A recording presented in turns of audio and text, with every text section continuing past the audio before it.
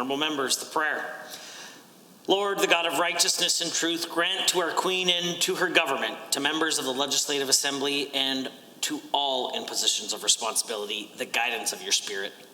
May they never lead the province wrongly through love of power or desire to please or unworthy ideas, but laying aside all private interests and prejudice, keep in mind their responsibility to seek to improve the condition of all. Amen. Please be seated. Orders of the day, orders du jour. Under Government Bills and Orders for second reading, Bill 10, Public Health Emergency Powers Amendment Act 2020, Honourable Mr. Shandro.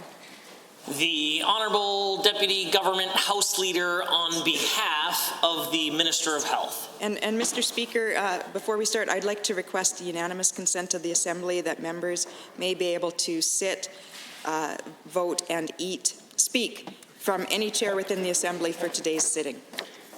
That would be an interesting change. Honourable members, the Deputy Government House Leader has requested unanimous consent for all members to be able to sit, vote, and speak in any seat in the chamber to allow for social distancing. I will ask only one question. Is there anyone opposed? If so, please indicate such now. Hearing none. The Honourable Deputy Government House Leader. Well, thank you, Mr. Speaker. It's a privilege today to move, on behalf of the Minister of Health, second reading of Bill 10, the Public Health Emergency Powers Amendment Act 2020. Mr. Speaker, we are living through extraordinary times. The global COVID-19 pandemic has affected every aspect of life here in Alberta. Our public officials have been clear. We all have a role to play in preventing the spread of this dangerous disease. The vast majority of Albertans understand their roles and are abiding by the public health orders already in place. But, Mr. Speaker, these measures are only effective when everybody follows them. Those who choose to put their families, their neighbours, or others at risk must face consequences. Bill 10 would make changes to the Public Health Act and strengthen our ability to protect the health and safety of Albertans.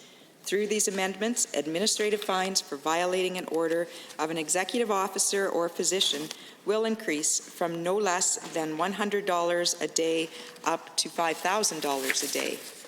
And any person who otherwise contravenes the Act will be subject to a court-ordered fine of up to $100,000 for a first offence and up to $500,000 for a subsequent offence. This is in line with penalties administered under the Safety Codes Act. To help enforce these rules, additional authority to enforce the Public Health Act is provided to community peace officers as well as police officers. Executive officers, also known as public health inspectors, will continue to be the first responders to complaints or concerns. The proposed amendments would provide executive officers new tools to facilitate inspections and the issuance of orders, for example, by expressly allowing police officers to attend inspections with the health inspector. The amendments will also allow for electronic means of serving people with legal documents. While recognizing commercial reality of the 21st century, this is also something particularly important in a time of social distancing. Most of these amendments would be retroactive to the declaration of the public health emergency and would apply to future emergencies. This means that in the future, ministers will have the authority to quickly deploy peace officers to supplement law enforcement during an emergency if necessary. The aggressive public health measures currently in place are necessary to protect the health of Albertans. They are also taking a heavy toll on individuals, families, and businesses. In the coming weeks and months, some people may begin to question the need for these measures. The best deterrent to non-compliance is knowledge. Our Chief Medical Officer of Health will continue to do an exemplary job of providing clear, accurate information whenever possible, to reinforce the need for all of us to stand together, even if we must do so from a distance. For those few people for whom a stronger deterrent is needed, the amendments in this bill will provide the impetus for people to follow the requirements. as well as the authority to enforce public health orders if they are not being followed. The health and safety of Albertans is and will always be our top priority. We will continue to take any action deemed necessary to prevent the spread and flatten the curve. Thank you. Honourable members, is there others wishing to join in the debate this morning? I see the honourable member for Edmonton City Centre. Thank you, Mr. Speaker. I appreciate the opportunity this morning to rise and speak to Bill 10, the Public Health Emergency Powers Amendment Act 2020. Indeed, as the Minister of Energy has just spoken and talked about, it's incredibly important that we have appropriate rules in place to handle situations like we find ourselves in currently with the COVID-19 pandemic. And I'd like to begin again by just taking one more moment to express my sympathies to the families of all of the Albertans we have lost to COVID-19 so far, and also express my thanks to all of the doctors, the nurses, the frontline healthcare workers, the lab professionals who are working under some very long hours, stressful conditions to help see us through and keep Albertans healthy and safe. Now, indeed, I think we all recognize we have a part to play in this. Indeed, this is perhaps one of the largest mobilizations we have as a society and as a province to address a public health crisis. This is something that literally requires the participation of every single individual in the province. So, of course, the enactment of the Public Health Emergency Act is about coordinating that and recognizing that at times when we do have to mobilize on this unprecedented a scale, then we need to have, government may need to have powers to do that, indeed under the Chief Medical Officer of Health, and then, of course, backing her up on her recommendations and her expert opinions, the Minister of Health plays a significant role. And what we see in this act is the bits and pieces that are needed to empower the minister to take those actions, and indeed for us to put those things in place. And from what we've seen so far, I think it's worked quite well. So we have the fines currently in place. That was done through an order in council. So those were increased, those incentives to ensure that people follow the recommendations of the Chief Medical Officer of Health. And indeed, she has been able to move forward and put in place those recommendations. We've had the bits around essential and non-essential businesses. So far, the government has been able to do everything that it needs to do to back up the Chief Medical Officer of Health. So that's what brings me to, I guess, a bit of a concern about this bill, in that ultimately I'm not quite sure why it's considered urgently necessary. Because again, one of the recommendations of the Chief Medical Officer of Health was that we, as much as possible, stay in our homes, only go out for absolutely urgent business, and currently don't gather in groups of more than 15. So we have been granted an exception for that, or the government brought in a motion to grant this assembly an exception to that for urgent emergency business. Because, Mr. Speaker, when we all come here, we are coming from across the province to gather in a group of much more than 15 and to be exposed to many different things here and then going back to our communities. So that is a risk, Mr. Speaker, and one that we should not take lightly.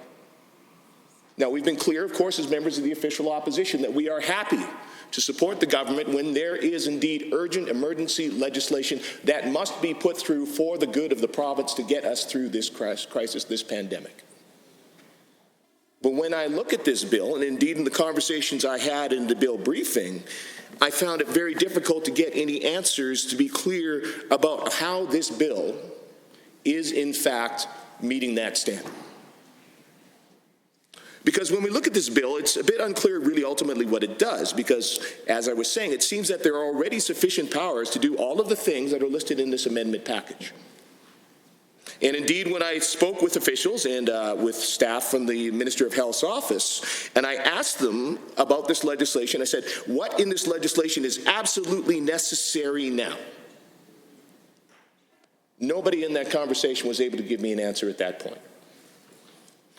They offered to follow up in writing, and they did indeed 4 hours later, and this is what they wrote. This legislation is needed to increase transparency, ratify powers originally exercised by ministerial order, and ensure the validity of stricter penalties for violating the order of the Chief Medical Officer of Health so that those higher potential penalties may act as a general deterrent to behavior that threatens the health of Albertans.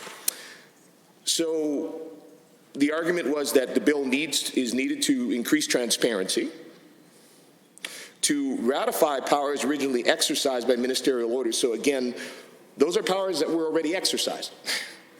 So either they were exercised and they were done correctly and were good, or they were not done correctly and there's a problem. But again, if they've been done and everything was okay, and as far as I know that's true, the penalties are in place and law enforcement can apply them, then again, I don't see where it was necessary to bring all of us together for the purpose of passing this bill. But let's take a bit of a closer look at what we have in this piece of legislation specifically. Now, certainly, we don't disagree with the steps that have been taken. Certainly there is merit to making sure there's stronger consequences for those who endanger the health of others through increased fines. And indeed, when I spoke with the officials in the briefing, they made it clear that this was merely bringing Alberta in line with other jurisdictions, and certainly seeing the severity of the impacts of people choosing not to follow the protocols around social distancing and other aspects with COVID-19, that can cost people their lives. So it seems reasonable to me that there would be significant financial penalties for anyone that would choose not to follow the orders that have been put forward by the Chief Medical Officer of Health to help protect the health of Albertans. So we have no quibble with that. In fact, we support that the government took that action. And again, noting the government has taken that action, it is in place by ministerial order. So that's already been done.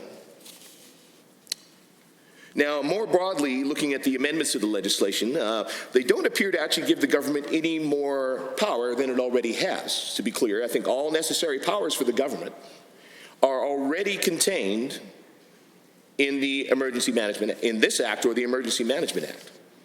And again, as I said, when I asked officials in the briefing to articulate, why this legislation was absolutely necessary or what new powers would exist that did not previously exist, no one was really able to do so. I was told simply this is about clarity. And again, I asked quite clearly, okay, well, was there something in which there was lacking clarity that has had an impact on our ability to respond to COVID-19? Is there a circumstance where you ran into and you said, okay, we need to adjust this so that we do not run into this obstacle in the future? So far, Mr. Speaker, nobody has been able to name a specific instance or a specific reason or an actual occurrence where the lack of these changes that are put forward in this bill has prevented any of the action required to respond to COVID-19. Now, I understand that the government House Leader was asked about this issue yesterday, and in his view, he just simply said that he feels that the bill deserves debate. Well, fair enough. We are here, we are debating, but again, as I said, we have agreed as an official opposition to making these exceptions to the recommendation of the Chief Medical Officer based on urgency, not simply because a bill deserves to be debated, but that it must urgently be debated in order to affect the response to COVID-19. But we are here and we will debate it. So, as I said, the increased fines are already in full force and effect, and the Premier himself noted that that is in fact the law. It's currently the law. So we have the section here to add it in again, but it's already existing by ministerial council. So we have to ask then, why is it necessary to bring forward these amendments to the Public Health Act to change in legislation what's already in effect through an order? So perhaps that's a question that a member of government will have the opportunity to explain, perhaps the Minister of Health, when he rises and speaks to this bill, which I certainly hope he will. He can provide some clarity then on precisely what has changed from March 25th when they issued the ministerial order to put the fines in place.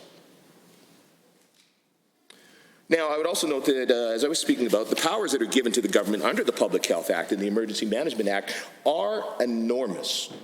This is extremely extensive. The government can do pretty much anything it needs to right now.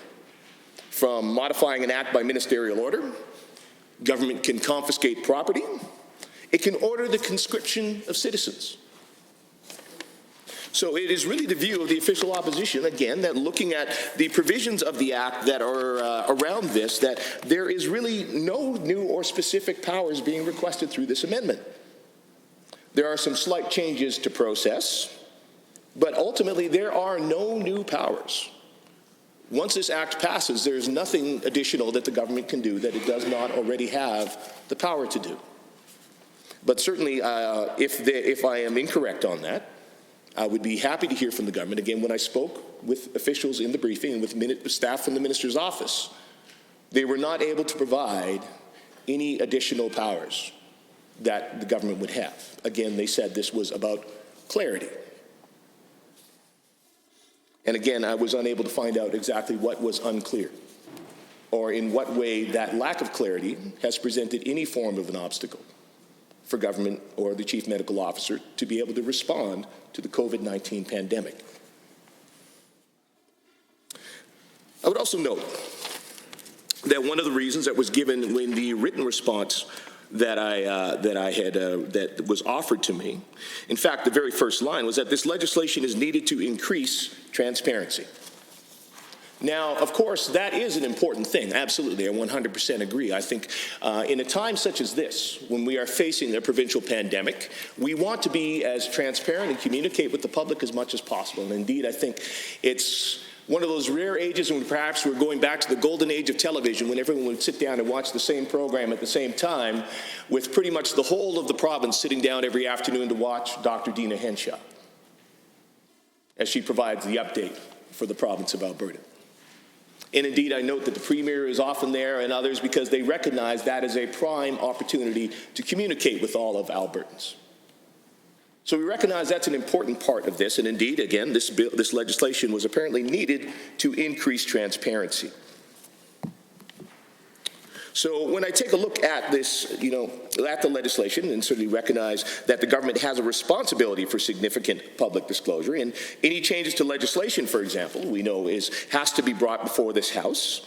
Under the Public Health Act, however, during a public health emergency, the government has significant power to do almost anything, including, as I noted, modifying laws that govern Albertans. However, under the Public Health Act, there is no requirement for immediate public disclosure. And in the amendment package that's brought forward by the government here, there is also no additional transparent public disclosure requirements. So my question to the government then is, if this was necessary to bring forward in order to increase transparency, there does not appear to be any additional amendments that in any way actually increase transparency around any of the actions that government could take through this act, which again, I would clarify, Mr. Speaker, they already have the power to do. So if that was indeed something they wanted to change, I have to wonder why they didn't bring forward some immediate public disclosure requirements for any order that is issued during this public health emergency.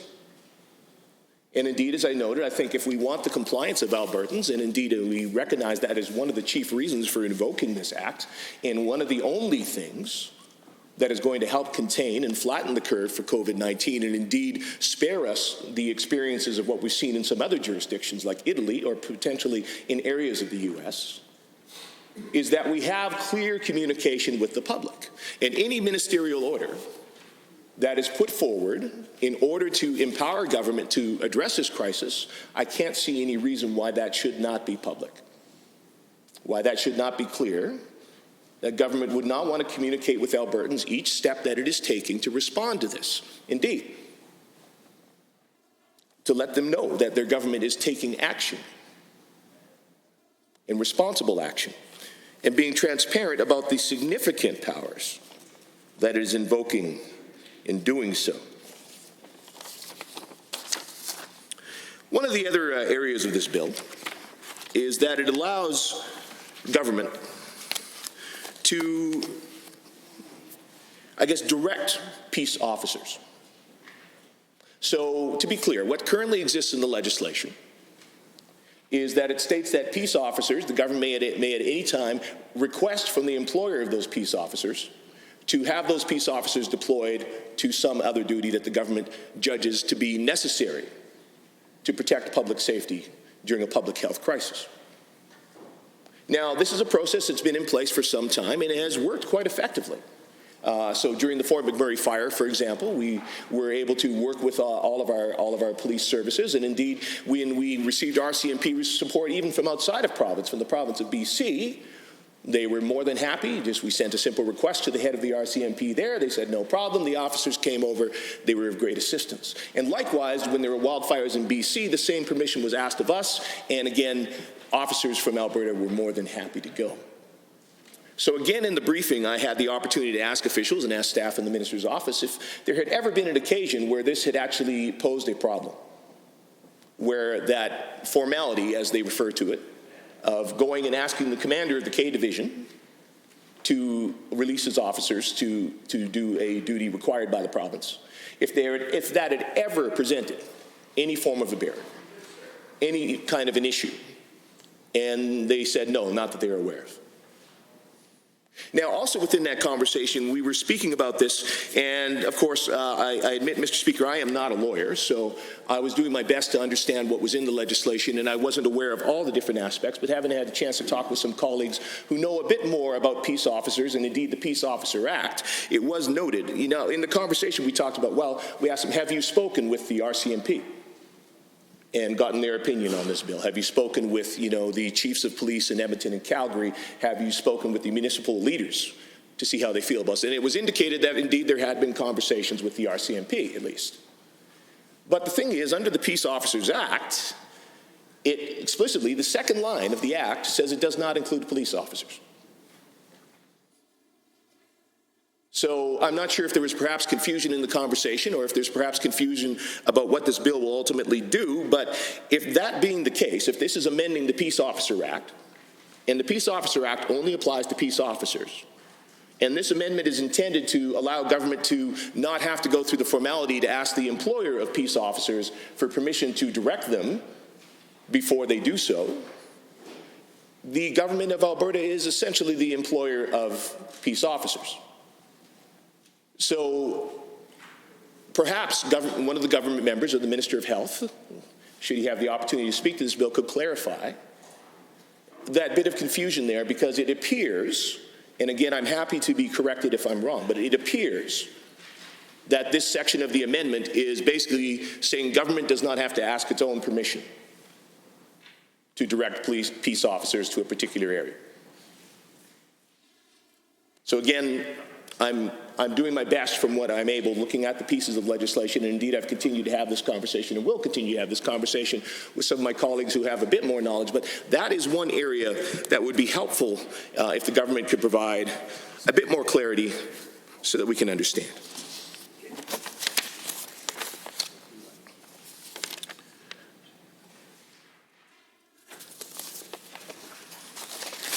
So we will continue to look at this, and we may indeed, as an opposition, come forward with some amendments, because again, at first glance, and in the brief time we've had to look at the bill, again, it's hard to find anything really to be concerned about, because again, what it appears is that this bill is largely just empowering government to do things that it already had the power to do before.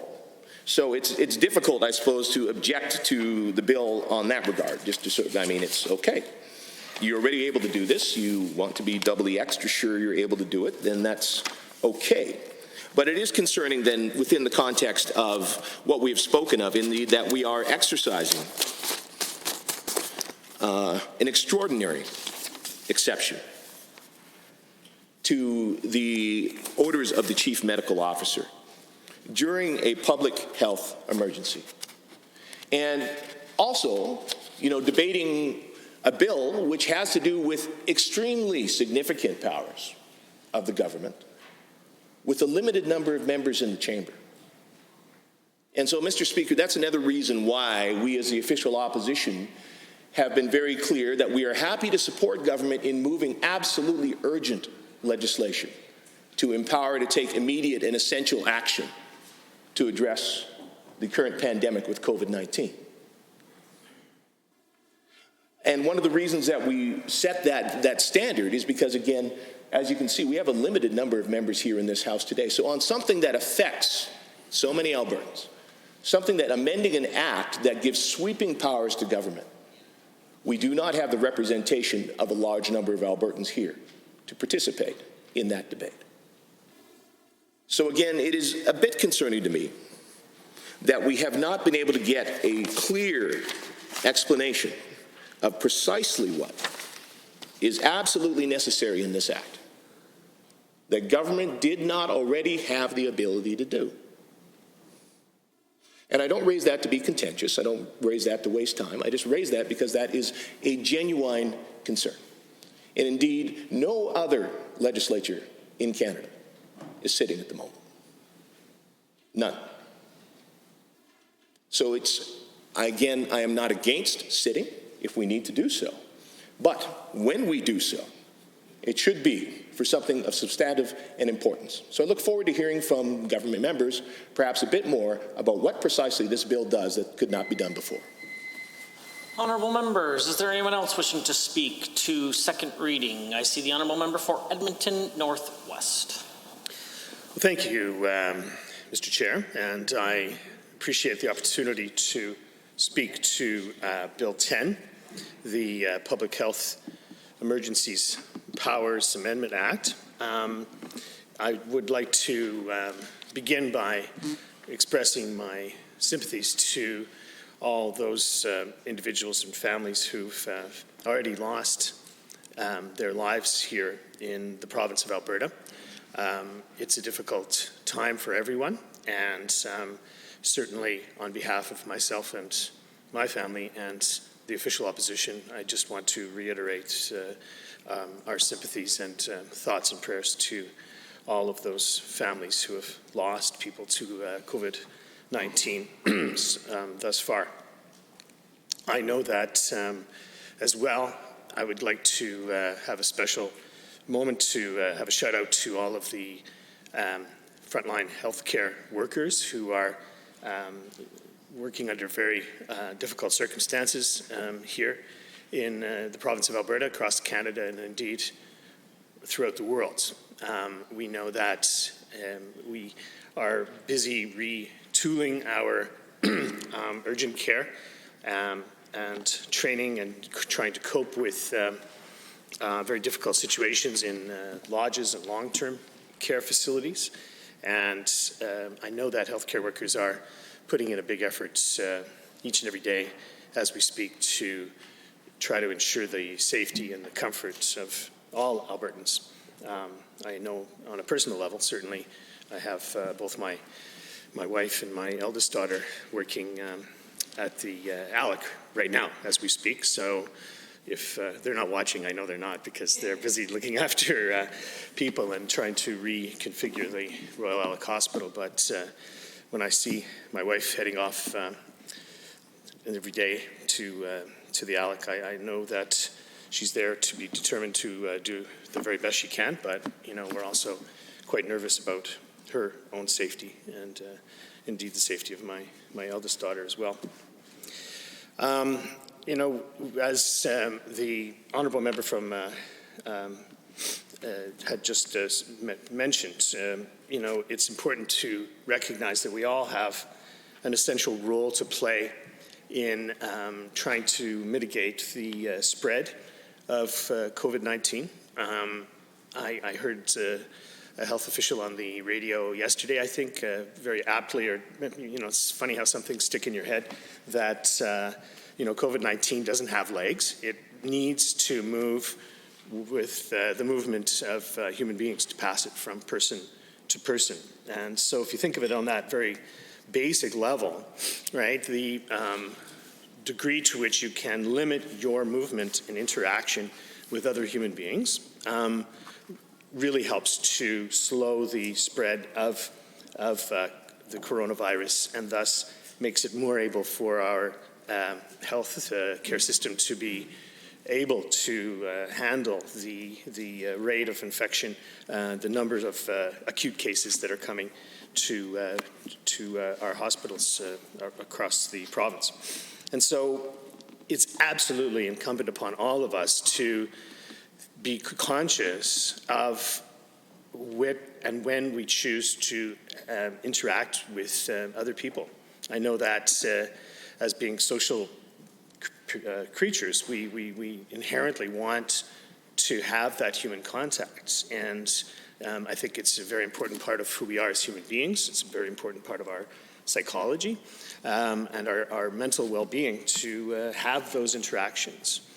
But at this point in time, for the sake of literally thousands of lives, we need to make a conscious effort to minimize those interactions. Because like you say, COVID-19 does not have legs. It requires you to move around to spread that virus. And the degree to which we can minimize that is perhaps the most important role that we can take as members of our society. And so certainly, as I said before, I'm very proud of how our emergency health system has rolled out thus far.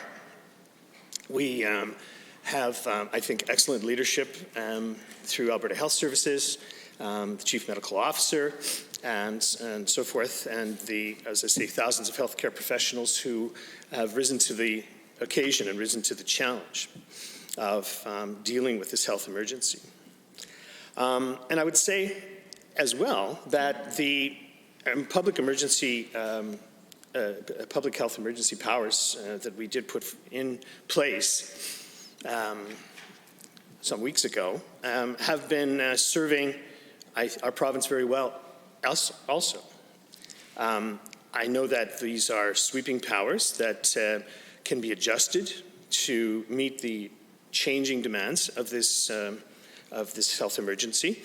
And thus far, I think we've seen it working quite proficiently.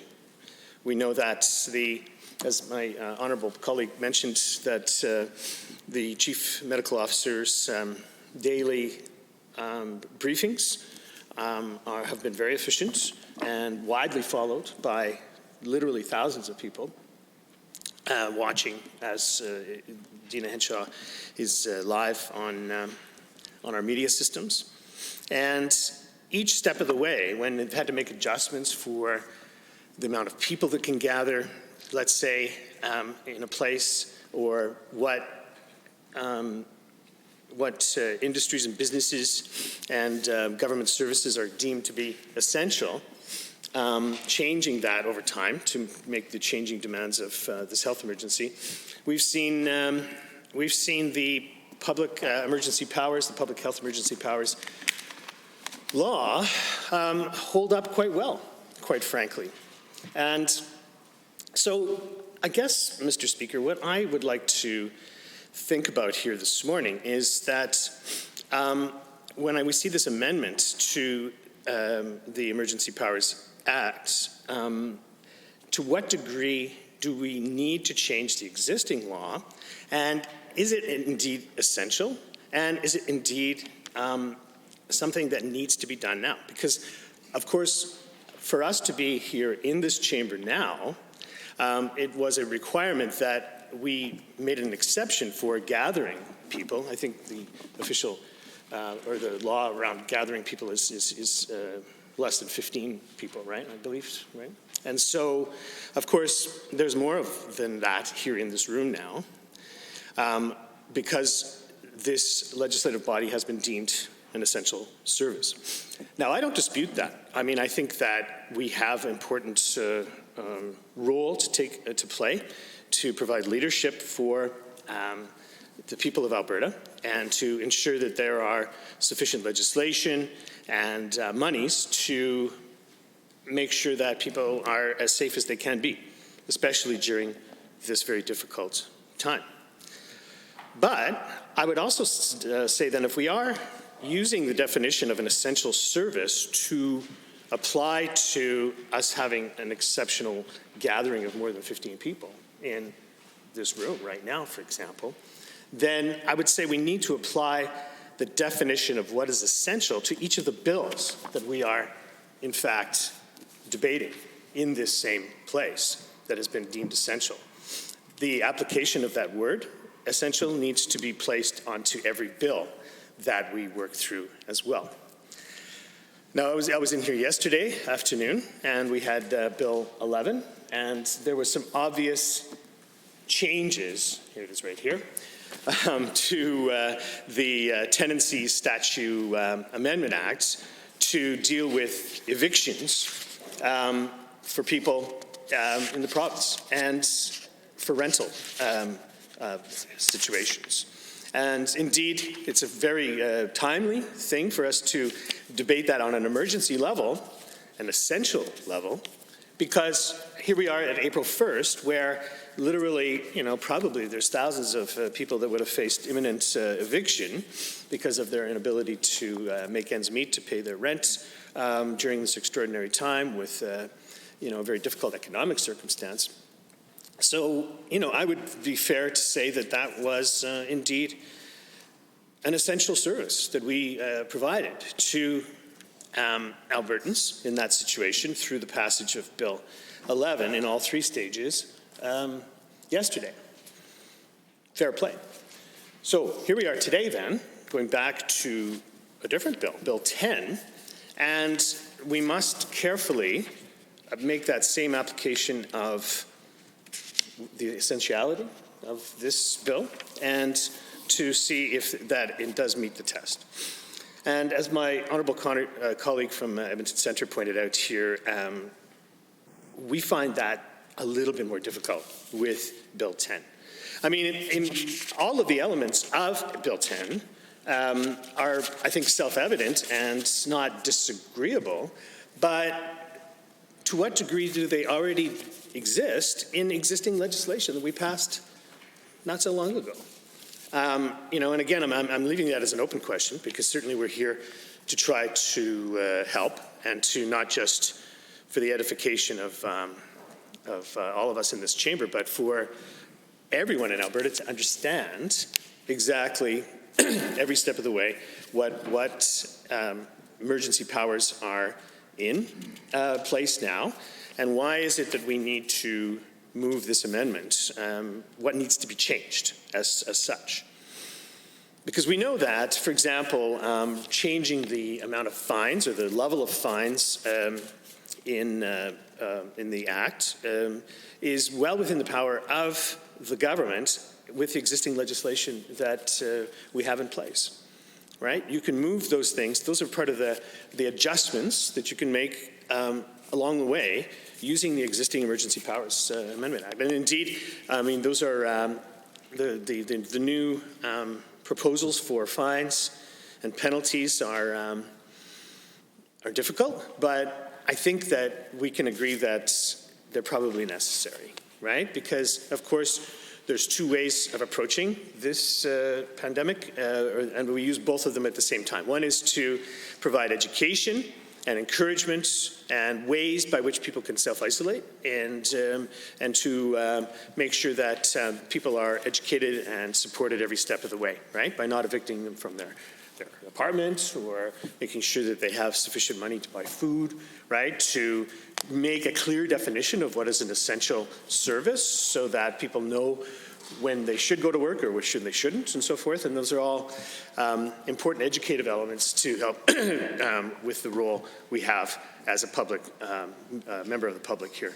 But you also do need penalties as well for people who might choose to not adhere to those rules. And so, and again, it's not easy to put in some harsh penalties, but sometimes that's the way that people will respond in the correct manner, with correct behaviors during this time.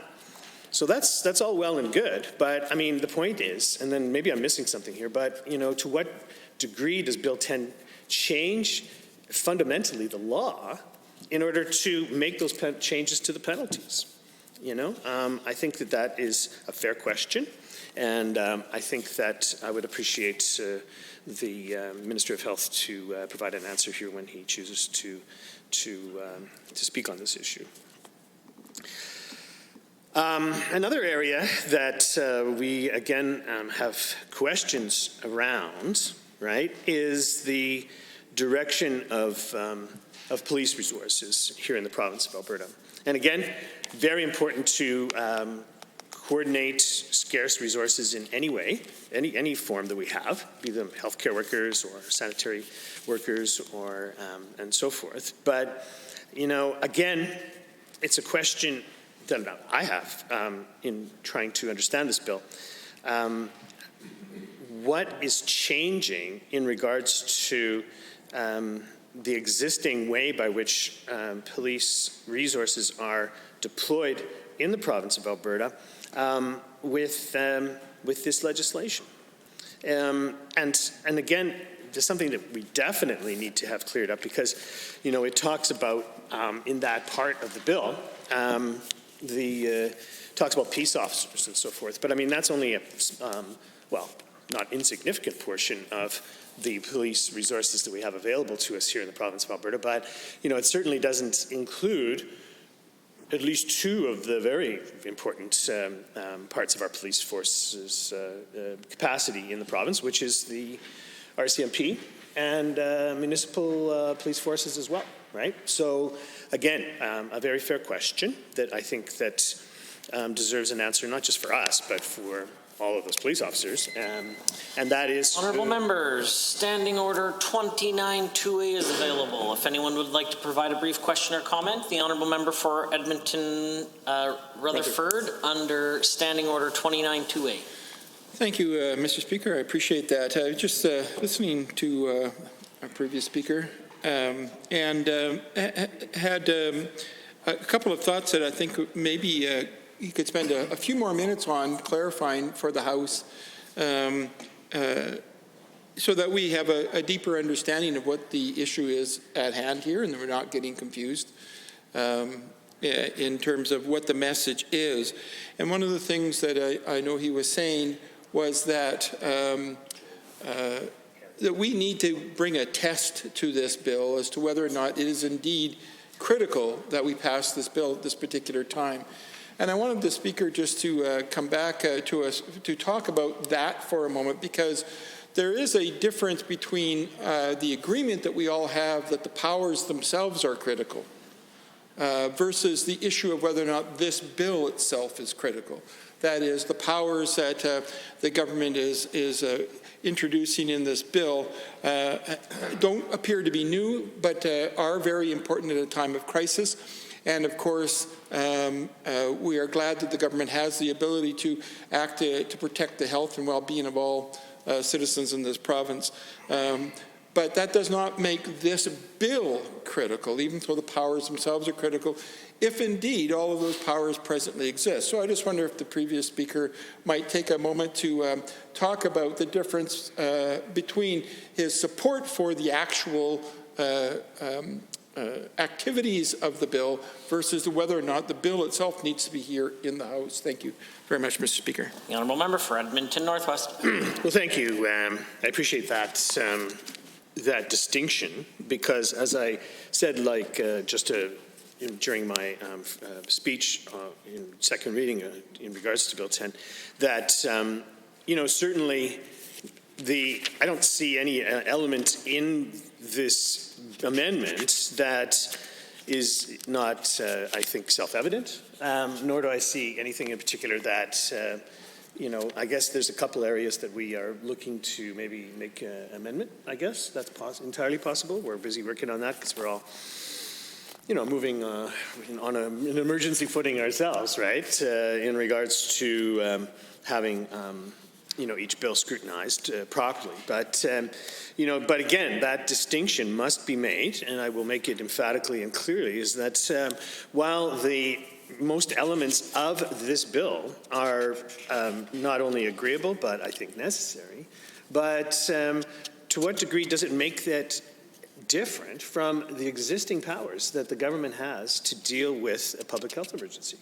And, the reason we make that distinction is that, number one, as I said before, we apply the definition of essential to this chamber now, because we're meeting in this chamber through an essential service exception for having more than 15 people in one room, in one place.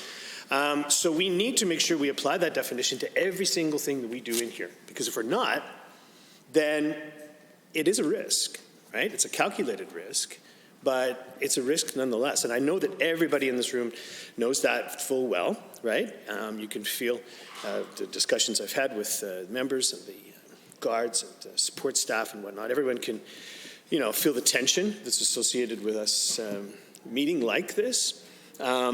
and I don't doubt the premise of the legislature being an essential service in general, but then every single bill that we come in to do that has to meet that definition. Because if it's not, then, we are undermining the essential definition that this chamber has been given. And unnecessarily then undermining the health of potentially of each of us who are here. And I'm glad to be here to debate these things, but I know that my responsibility lies with being a constructive critic of each bill that comes forward into this House, and so I guess we need to take a long second look at that, right? And I would venture to say as well that we need to make sure we set a precedent and a standard by which how we move forward in this legislature during a public health emergency, right? So if we sort of let slide something that's not essential, then another non-essential thing might just pop up, right? It's a trend that I don't want to be a part of either. Honourable members, we are at second reading. Is there anyone else that wishes to join the debate? The Honourable Member for Edmonton Rutherford has risen. Thank you, Mr. Speaker. I appreciate the opportunity to speak to Bill 10, the Public Health Emergency Powers Amendment Act of 2020. I am very happy to be in this House, to be given an opportunity to help this government and, of course, the province of Alberta in addressing one of the worst crises that we have had to face in our history. I know there have been others, but I appreciate the fact that right now the issues inherent in the COVID-19 crisis are extremely critical to the well-being of the province of Alberta and its citizens, and as such, it is really important that the government of the province of Alberta be seen to be taking the right steps in the right direction to provide support and direction to the citizens of the province of Alberta in a timely and transparent way.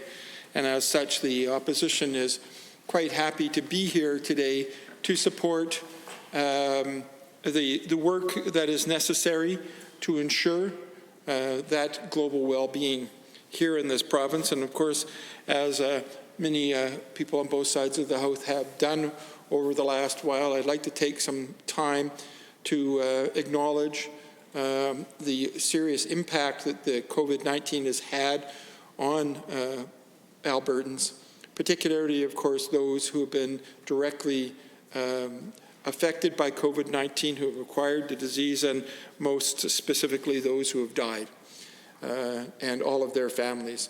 This is a terrible tragedy, and we acknowledge the pain and the grief that you must be experiencing at this time. And all of the province of Alberta has their heart with you, and we wish at this time that no more people are affected in this terrible way by this horrendous disease. I also would like to take a few moments to acknowledge the many people who continue to work during the time of this crisis. Clearly, of course, is the frontline workers, the nurses and the doctors, the cleaning staff in hospitals, the orderlies and ushers, the people that make sure that that hospital is open 24 hours a day, and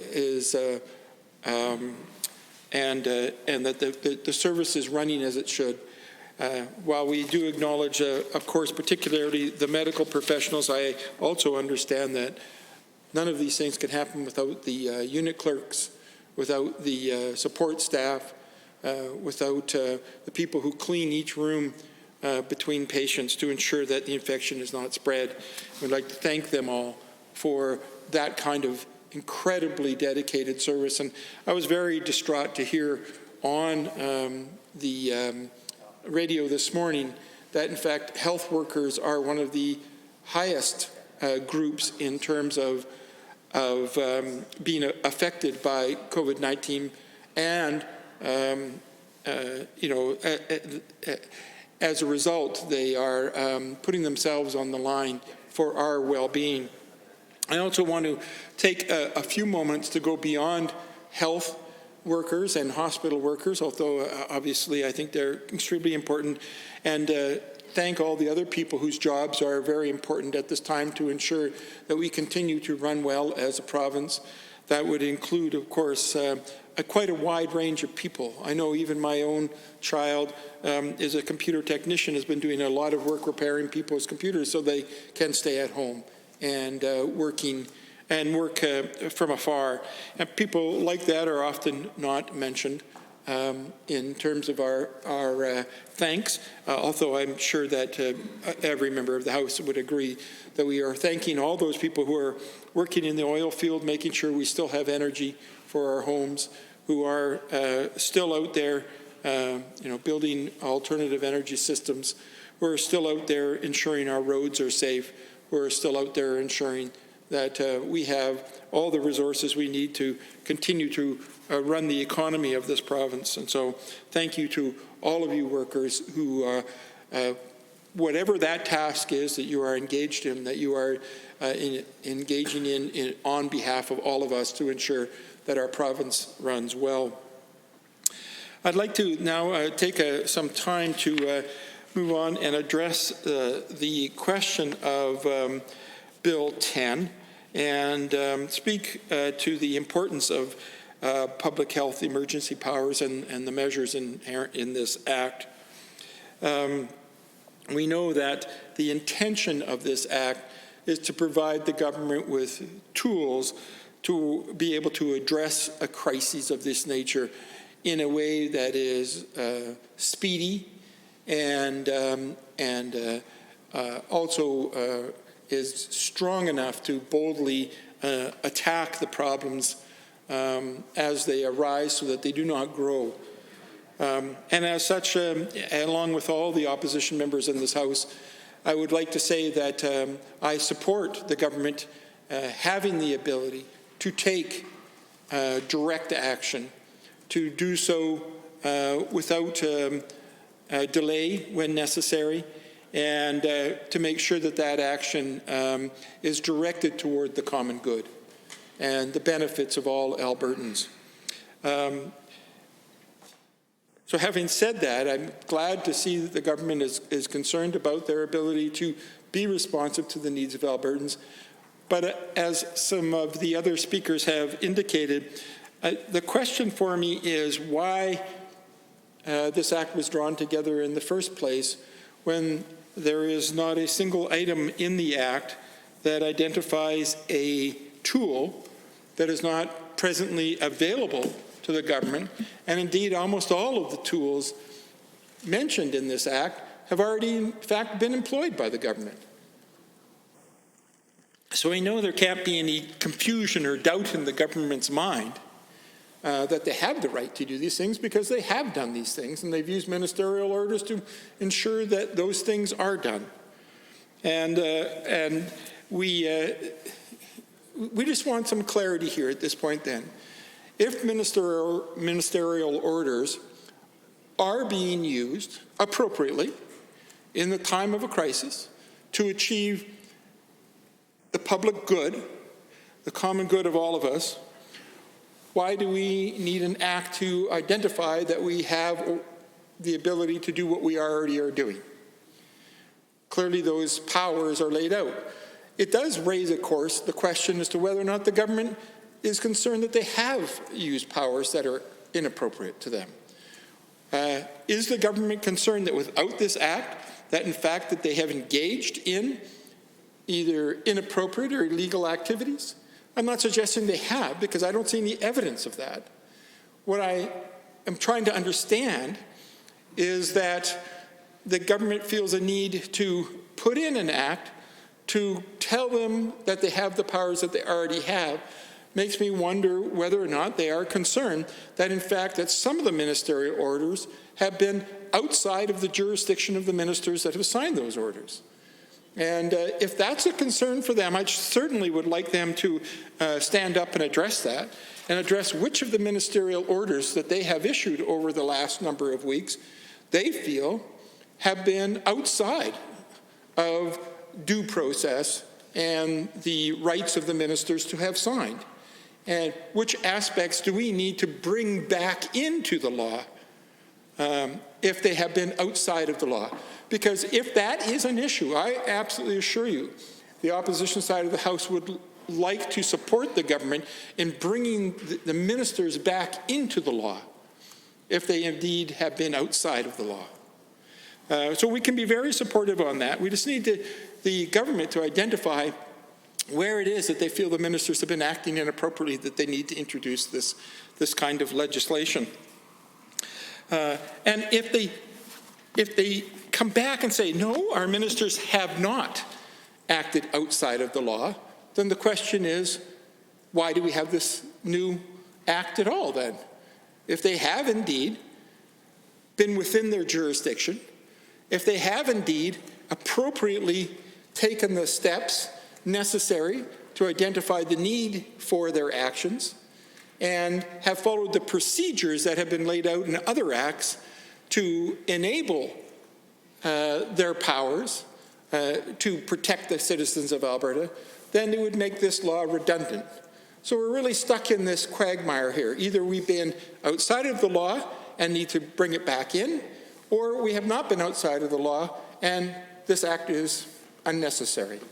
So given that this question is yet to be answered, and I hope that one of the ministers perhaps on the other side of the House will be able to stand up to identify whether or not they have been inappropriate in their use of ministerial orders. But if not, and I'm not assuming they have, by the way, I'm much more likely to believe that this act is a redundant, not that there has been any inappropriate behavior by the ministers. But it does beg the question about why the government is wanting to introduce an act at this particular time that provides no new powers, that doesn't really provide any clarity because the other acts themselves are in fact clear with the powers that are available to the government. So if it doesn't provide transparency and if it doesn't provide new powers, then unfortunately, I have to go to the place about what is the motivation for the government of bringing this act in. And it seems to me that we need to be concerned about why we are here in the first place. Has this act been brought in as a way of bringing the House back in to talk about emergency debate, to debate this act on emergency powers? Not because the act itself is necessary, but because it brings this House back together so that the government can introduce other pieces of legislation which are not urgent. And if that's the intention here, if the intention here is for the government to reconvene the House, not for the act that we ostensibly are talking about, but that it allows them to slide in pieces of legislation that are not emergency pieces of legislation, then I think it's a misuse of the declaration of this act as an emergency piece of legislation at this time. So, for example, we have on the order papers a discussion of Bill 12, the Liabilities Management Statutes Amendment Act of 2020. And I'd have to ask, is there an emergency with regard to the Liabilities Amendment Statutes Act? Is there some reason why we should bring the House back together again to have a discussion of that particular bill at this time, that it cannot wait until we are back under normal circumstances? So if the government has actually introduced Bill 10 in order to provide a cover for slipping in Bill 12, then I have a problem with Bill 10, because it doesn't do anything in and of itself. It becomes merely the Trojan horse in which they slide in Bill 12. And if that's what the intention of having us come back into the House is, then I'm very concerned about the intentions here. I can see that some of the members opposite, find it ridiculous, but I notice that they are not objecting to the fact that we have a non-emergency bill on the order papers for today. And yet we are back here ostensibly because we are supposed to be debating emergency legislation. So it seems to me that there is some other alternative motive that is inherent in this, which can be easily dispelled. It can be dispelled by members opposite if they simply would stand up and tell us which new powers are introduced in this bill, or which behaviors by the ministers, which ministerial orders have been outside of the law previously, both of which would explain why we're back here today. Otherwise, we're left to be concerned that there is a problem with the intent of reconvening the House. I'd like to go on to speak to some of the particular issues around Bill 10 that I'd like the government to further address. And I'd like to speak, for example, to Section 10.1, which is the Peace Officer Act, the amendment to the Peace Officer Act, which identifies the ability of the minister to involve the police officers without any Honourable members, Standing Order 2928 is available. Is there anyone wish to speak to 2928? The Honourable Member for Edmonton Gold Bar. Thank you, Mr. Speaker, and I quite disappointed that my colleague from Edmonton Rutherford was cut off mid-thought there by the overly restrictive rules of the legislature, and I'd like to ask him if he would like the remaining 5 minutes to complete that thought and enlighten the legislature about his opinion of this bill. Those pesky standing orders getting in the way of honourable members. The Honourable Member for Edmonton Rutherford, if you'd like to continue. Thank you, Mr. Speaker. I appreciate the opportunity to address some of the specific sections of Bill 10 now. And that is that I was just beginning to address Section 10, subsection 1, the Peace Officer Act, that amendment section. And just to identify that section allows the minister, or it says that the minister is not required to obtain the consent of peace officers and the peace officers' employers before making an order under subsection 1 declaring the peace officers to have jurisdiction in any part of Alberta to which the declaration of a state of emergency or state of public health emergency relates. And I just want to point out that this specifically says here, this is peace officers, and it is not, as my colleague has previously identified, police officers. So this does not reach into the jurisdiction of other forces in the province, such as the RCMP or the City of Calgary or the City of Edmonton police forces. Because the Peace Officer Act specifically identifies it does not refer to police officers. So all of this act then does is allow the provincial government to employ the power to have peace officers given status throughout the province of Alberta under the declaration of the state of emergency. Now, it is my understanding, however, that all peace officers currently are already employed by the province of Alberta. Now, if I'm wrong on that, I certainly would welcome the ministers to help me understand some of the complexities and intricacies of the law and help me to understand whether or not, indeed, the province of Alberta is not the employer of peace officers. Because if they are the employer of peace officers, then clearly there is no one besides themselves to consult, and the point of that section of the legislation is meaningless. You're not trying to intrude on the jurisdiction of some other government body or some other entity. So why do you need legislation to allow you to do that when in fact that's not even a question at hand? Why don't you just simply write as part of your own declaration of duties of the police officer the abilities of the province, their employer, to be able to indicate the geography of their authority. And I'd just like to, again, ask some members of the government side of the House to please take some time during this debate to just help us understand. What you have on this side of the House is not people objecting to the legislation. We intend to support this legislation, I think. We'll watch to see what kind of amendments are made, and we'll certainly be engaged in the debate with you. It's always pleasant to be back in the House when we get a chance to support the work of the government, not something that I often find myself in the position of doing, but I'm happy to do that.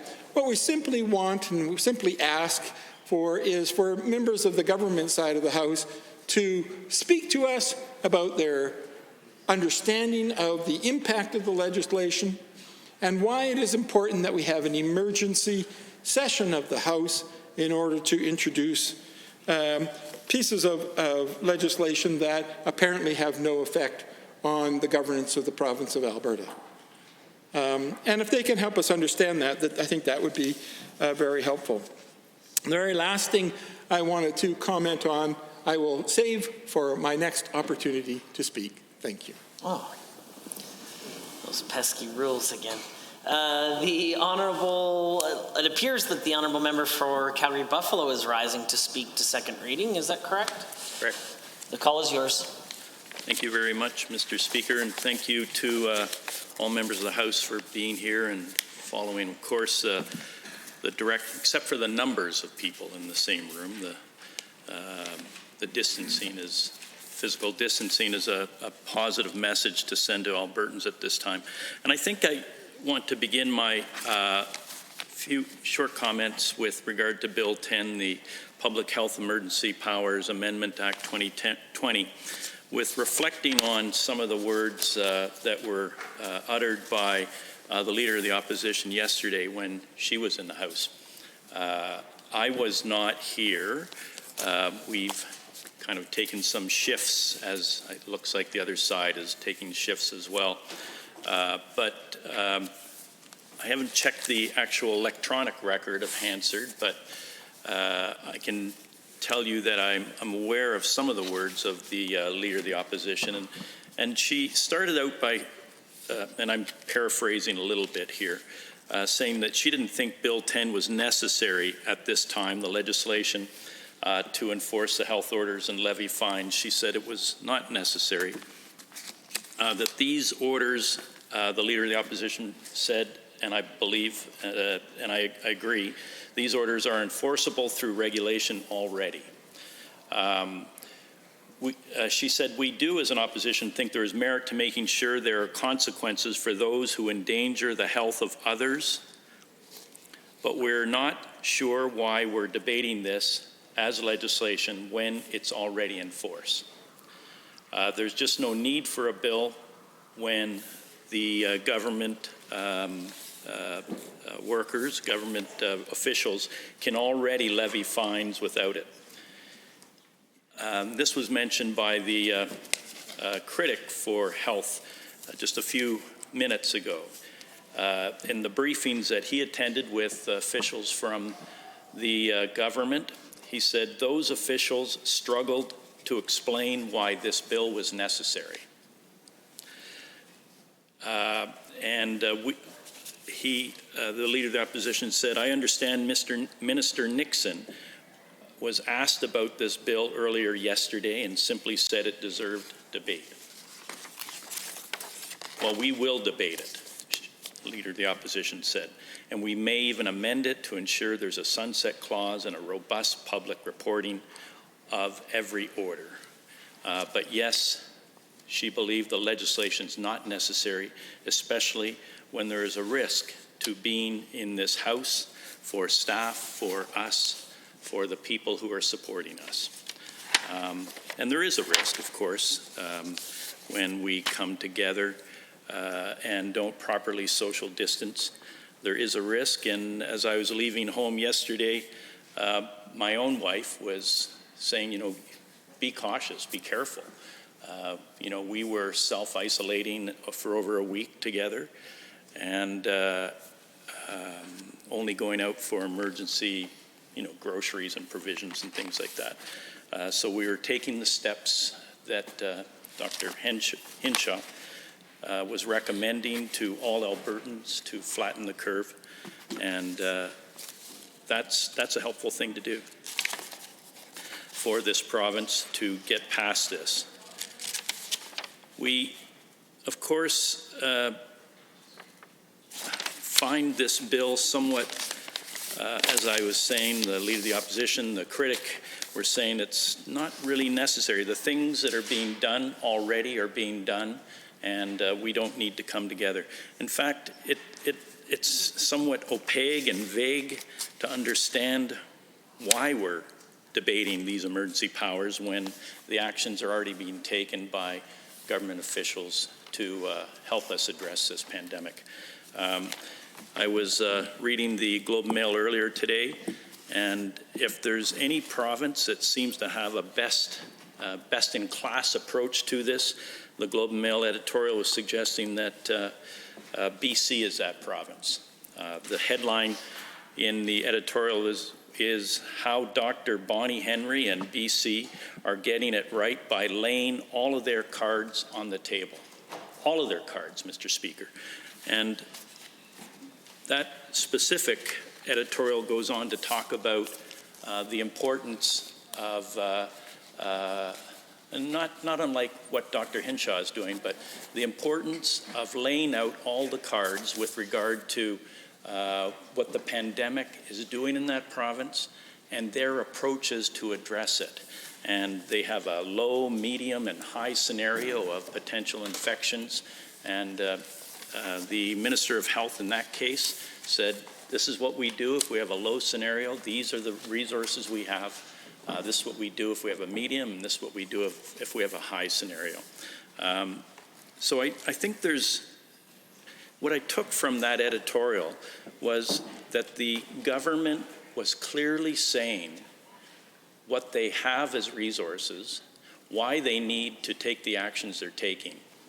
And it seems in stark contrast to the actions of this government with regard to this bill and the questions we have that aren't being addressed by this government. As I was saying, when I left home yesterday, of course, our loved ones are concerned for our presence here. And my own wife was saying, as I said, she said, be really cautious.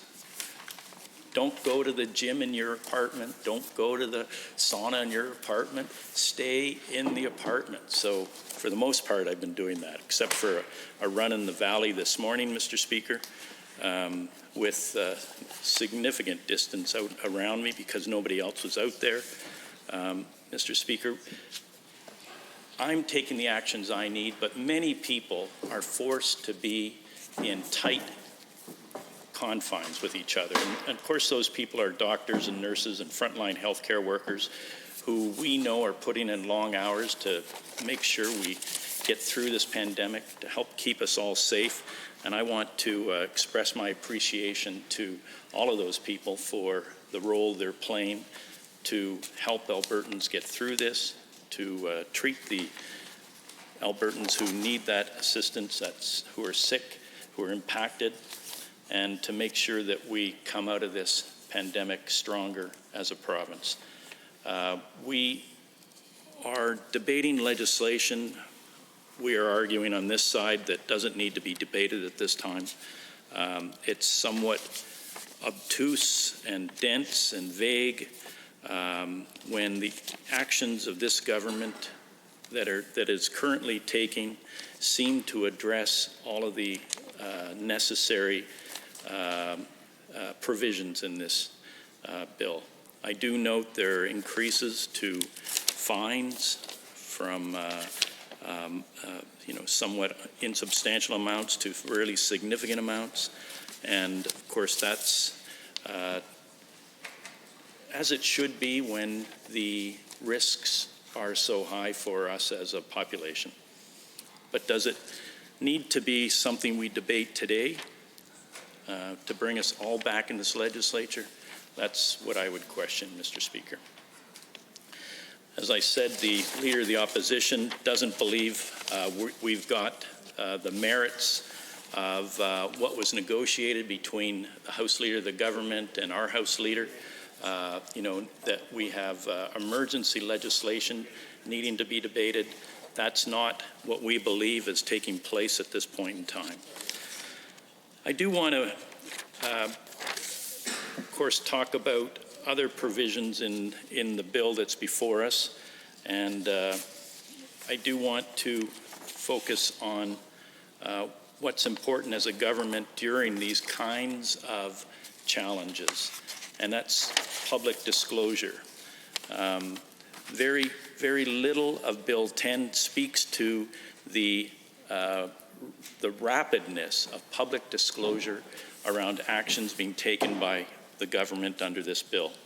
And that's what the whole Globe editorial was focused on. It was lauding BC and Ontario after some misfires in Ontario, but it was saying, BC, you're getting it right, because you're talking to your citizens on a regular basis about the impact of the decisions that you need to make as a government on their lives. And in that way, you're able to bring people together with greater understanding, greater appreciation about the actions government is taking and why it's necessary to undertake the things they're doing. So the amendment of emergency powers in this Public Health Act, I can appreciate why some of it is taking place. I think that it clarifies some things for ministers, but the changes that it does clarify, I would see as not necessarily that important. And I'll just give you an example.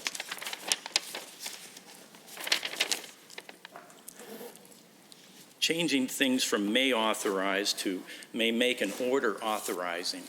Like I'm just not sure why it's so difficult to work with the current Public Health Act as it's written with that kind of a change. And maybe there was a reason, but it's not transparent here to me what that reason is. And members of the government haven't stood up and argued for that. And that's what we're saying on this side, that there needs to be greater transparency and clarity. And if there was, I think all of us would find, the desire to put our shoulders to the wheel and to work with each other around these sorts of things. But Mr. Speaker, it's ultimately unclear why we need to do these things. I think the powers are virtually, the words here seem virtually the same to me. And the powers seem already sufficient to do all the things that are listed in this amendment package. The critic for this area, of course, had meetings with the officials who were briefing him. And he asked them repeatedly, from listening to him this morning, he asked them repeatedly, now, is it absolutely necessary that we do these, that we come into the House for these actions to change these things now? And as I said, he got some vague responses. He said 4 hours later, and I'm no more clear with the response that was given to him 4 hours later than he tried to share with us earlier this morning. But he said 4 hours later, this is what he received back. The legislation is needed to increase transparency. I would argue that it's not all that more transparent to me. ratify powers originally exercised by ministerial orders. Those powers, as I said, seem to be similar in, the amendment seems to be similar in tone with the original way it's written. And by ministerial, and ensure the validity of stricter penalties for violating orders of the Chief Medical Officer of Health. So, and I do recognize where the amounts are significantly higher in this amendment, from things like $100 to changing that to from $100 to $5,000 for each day. So yes, those are more powerful in weight and hopefully will generate more people to recognize where not following the rules of the Medical Officer of Health can be significantly costly. Mr. Speaker, BC seems to have got it right. They're getting recognition. Ontario is now doing a lot more. I would argue that we need our ministers to stand up in this House and be clear about what the problems they were finding with the previous act, why they're amended to be before us today, and what we can ensure will happen better down the road as a result of these amendments. I don't want to necessarily say that, we shouldn't be in this House for emergency reasons. We should be here. Albertans need us to be here and to show leadership and to work together.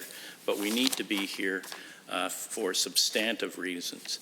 And as others have said before me, Bill 12 is on the order paper as well, Liabilities Management Statute Amendment Act, and I'm not sure why orphan wells are, and perhaps we'll be debating that a lot more in detail and find out from the Minister of Energy why that's on the order paper before us. But like Honourable members, Standing Order 29-2A is available. I see the member for Edmonton Northwest.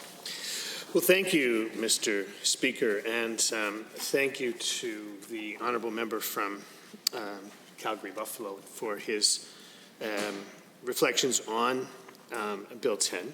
I certainly share his concern, a genuine concern about providing clarity as to what is missing in the existing Public Emergency Act that would necessitate an amendment to that same act. And, when I think back on some of the comments that I've heard from the daily briefings by the Chief Medical Officer, and often accompanied by the Premier or other ministers, for example, someone asked about the increased fines enshrined in the legislation that exists already, about their force and their effect. And, I think that the Premier said quite emphatically that this is not a law, and, the fines and obeying the orders of the Chief Medical Officer, of course, are legally binding and emphatically true as well. And then he said that this was an absolute, I quote, an absolute legal requirement. So, again, it just raises question, Mr. Speaker, about exactly what else is required. And, and again, I think we've made it abundantly clear. The honourable member from Calgary-Buffalo, I think, just underlined the same idea that we've been bringing forward here for a number of speakers so far, which is that we certainly support the full scope of power that is enshrined in the Medical Emergency Act, and the concept and the ideas that are in Bill 10. But again, there's a very important distinction, and this is something that I cannot emphasize more clearly, and that is that we need to apply the definition of what is essential to each of the things that we choose to do in this special assembly of the assembly, as we speak here this morning. Because if the legislation doesn't meet the test of what is essential to help with the efforts of the medical emergency which we're now facing, then we shouldn't be doing it.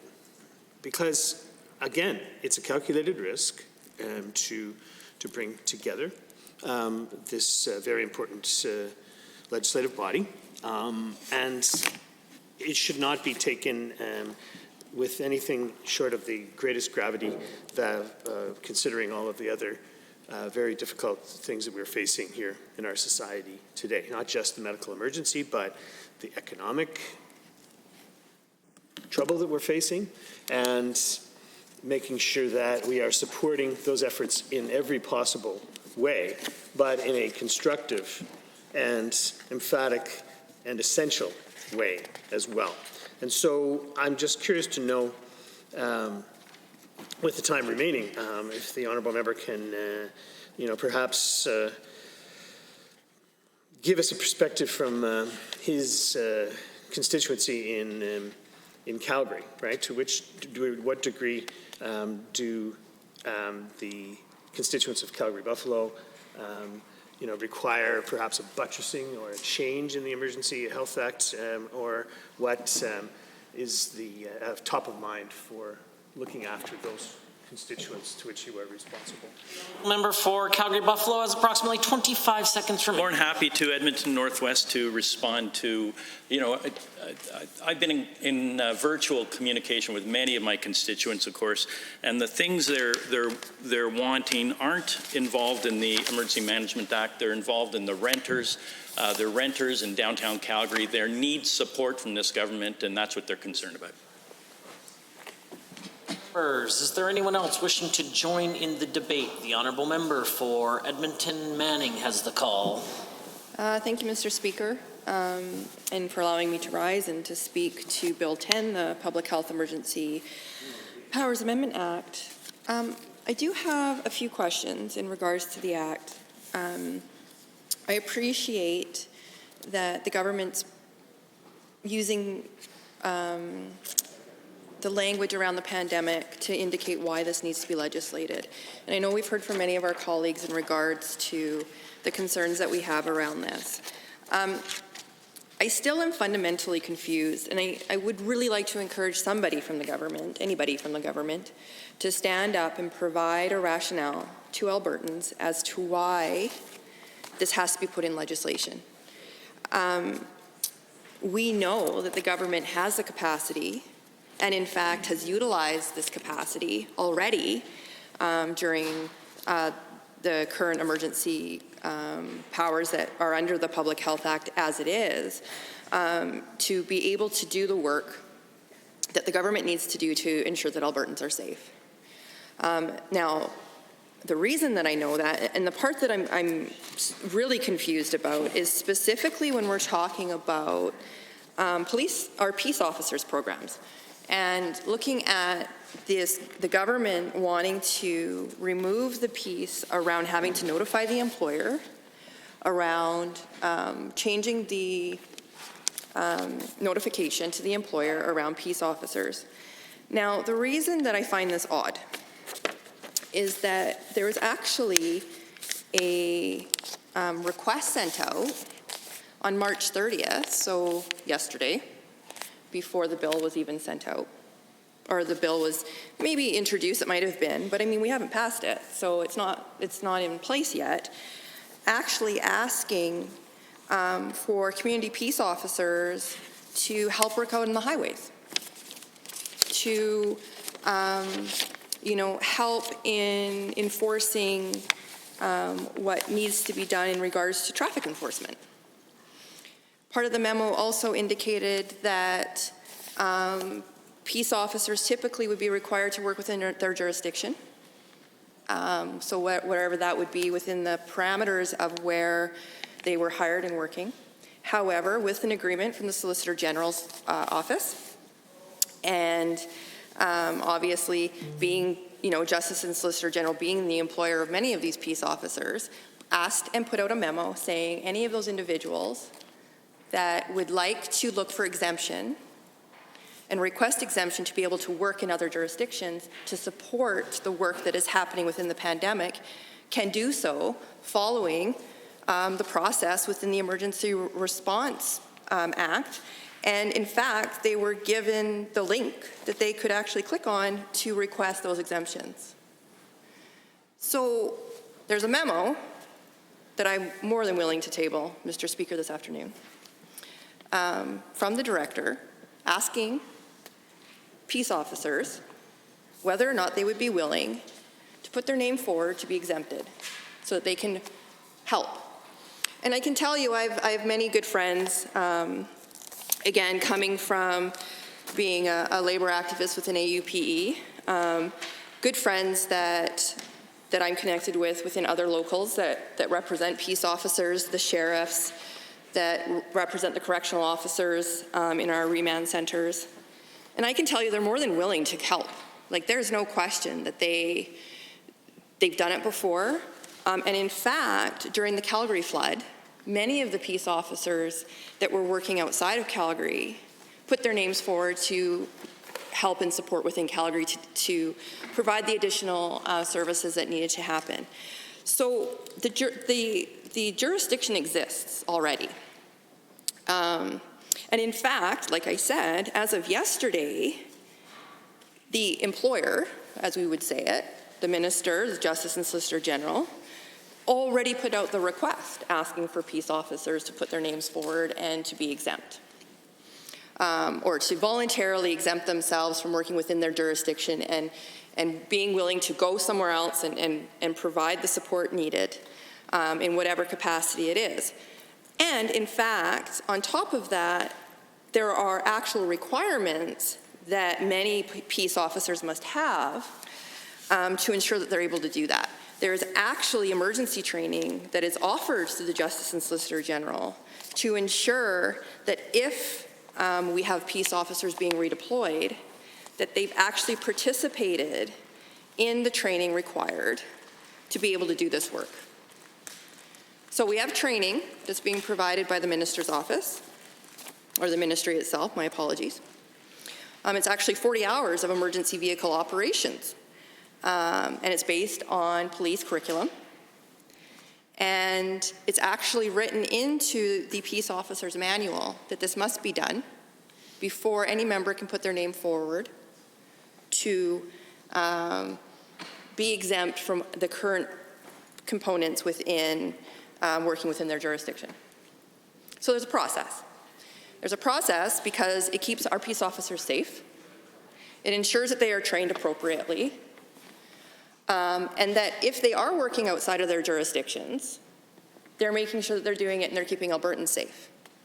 And they're doing it in a way that meets the training requirements so that when they're engaging with Albertans, that they're doing it with the training that they need, and that both the officer that is engaging in the work and the Albertan that they may be working with in the moment are both being treated with respect and equality. So we see this legislation, and I really need someone from the government at some point to stand up and explain to me why it's being legislated. I need to understand, and I think Albertans have a right to understand why a policy that already exists, that is now being utilized as of yesterday, doing this work that is very clearly in this piece of legislation is required. What is the government not explaining to the opposition, to Albertans, that I'm missing when we look at Section 13 being amended, saying where a state of emergency has been declared under Section 18, subsection 1 of the Emergency Management Act, or a section of the Public Health Emergency Act has been declared of the Public Health Act, the minister is not required to obtain consent of peace officers and the peace officer's employer for making an order. So are we saying, or is the government saying, that by changing the consent of peace officers and the peace officer's employer before making an order under subsection 1 to declare that peace officers have jurisdiction in any part of Alberta, that instead of them voluntarily putting their name forward under this motion and ensuring that they have the training required to engage with Albertans and to do the work safely, that the government's going to decide that that policy no longer needs to exist and they will just redeploy our peace officers? Will our peace officers no longer be required to have that 40 hours of training so that when they're engaging with Albertans, they don't have the safety and the skill base that this current policy requires? Because I have a concern with that. And the reason I have a concern with that is not because I don't believe that our peace officers have the capacity to do the work, but because there's a reason why 40 hours of emergency vehicle operations training is required. And it's about safety.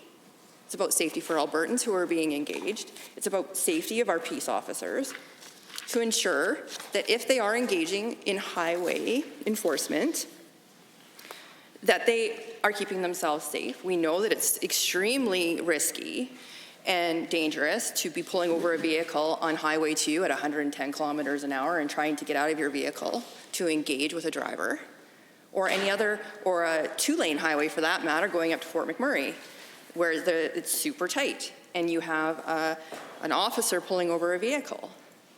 So again, I know many of my friends who work in this area are more than willing to help the government, help Albertans go out and ensure that they are providing supports and services during this pandemic. That's not the question.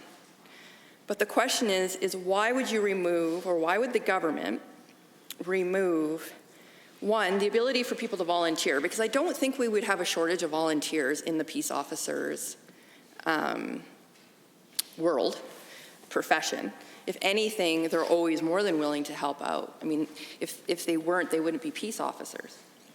So I think that that's a strange thing to happen. So the volunteer piece, I mean, if anything, actually, I would encourage the government to tell us if they have gaps where peace officers haven't actually put their name forward to help. Or do they have a waiting list of members that are willing to put their names forward who are just waiting to be redeployed somewhere else in the province? Because I feel like it's the latter of the two. I don't think, knowing the peace officers that I know, that they're refusing to go out and help. If anything, the only thing I could see that they'd be concerned with would be wanting to have PPAs and making sure that they're safe, and that when they are engaging with Albertans, they have access to the healthcare pieces that will keep them safe physically. So ensuring that when they are being redeployed, they have PPAs and they have the access to those supports. So that would be the only thing I think that anybody that I would know that's currently a peace officer would be concerned with. What I do know that they would be concerned with, though, is not having training to do the work that they're being asked to do. And so, again, I'm going to go back to this memo that really indicates that as long as you've got the training and you're willing to be redeployed, please put your name forward. It's right here. The government's already doing it. So the only reason I could see under Section 13 around why they would want to remove the consent of a peace officer and a peace officer's employer is to remove the agreements around required training or any other agreements that have been made through their Section 24 or Section 25.5 that requires that the employer, i.e. the Ministry of Justice and Solicitor General, must provide these peace officers with the training and the supports that they need. Is that what this piece is about? Is this about the government not wanting to have to abide by some of the regulations that they've already created within their policies and their sections? I mean, it would be great to hear a minister stand up and explain that. I think that Albertans have a right to know. I think Albertans have a right to know about why we're in the House talking about a piece of legislation where very clearly the policy has already been implemented and sent out to our peace officers. So again, at some point, the government needs to stand up and explain to Albertans why we're here. Why is this different than any other emergency response that has happened in this province. Again, I will say that individuals that I know, peace officers, were redeployed during the floods. There wasn't legislation required to do that. They were willing, they went, they did what needed to be done.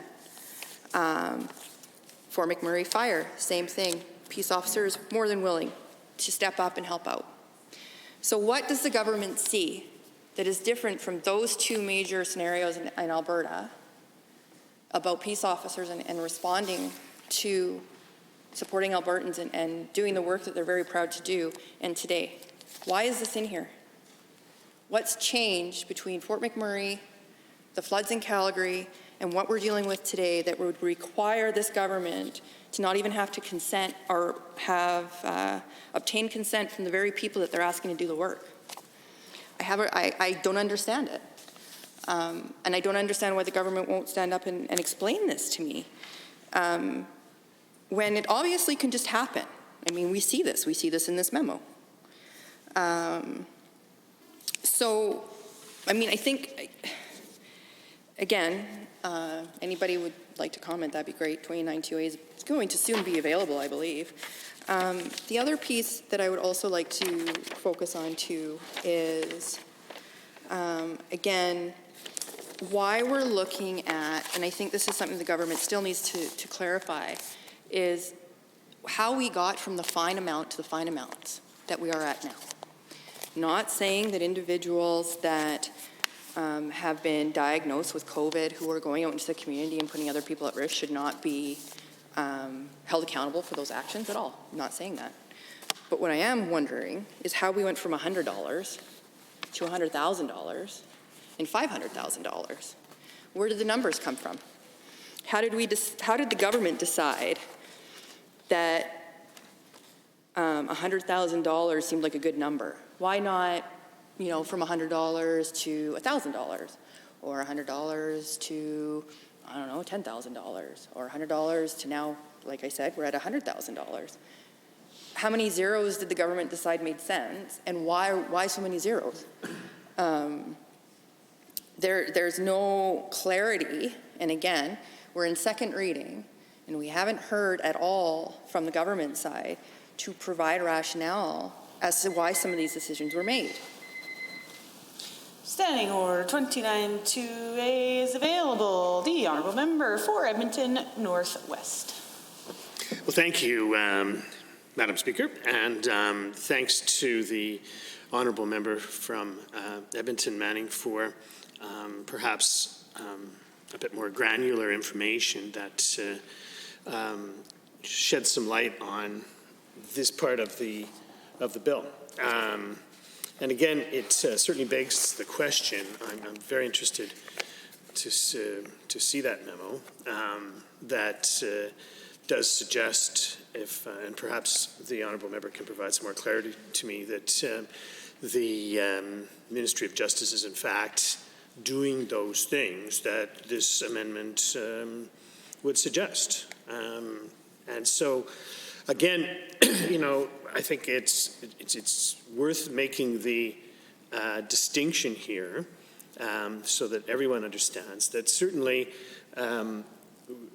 the need for strong emergency powers to deal with a public health emergency, I think, is self-evident and is never more important at this juncture in our history.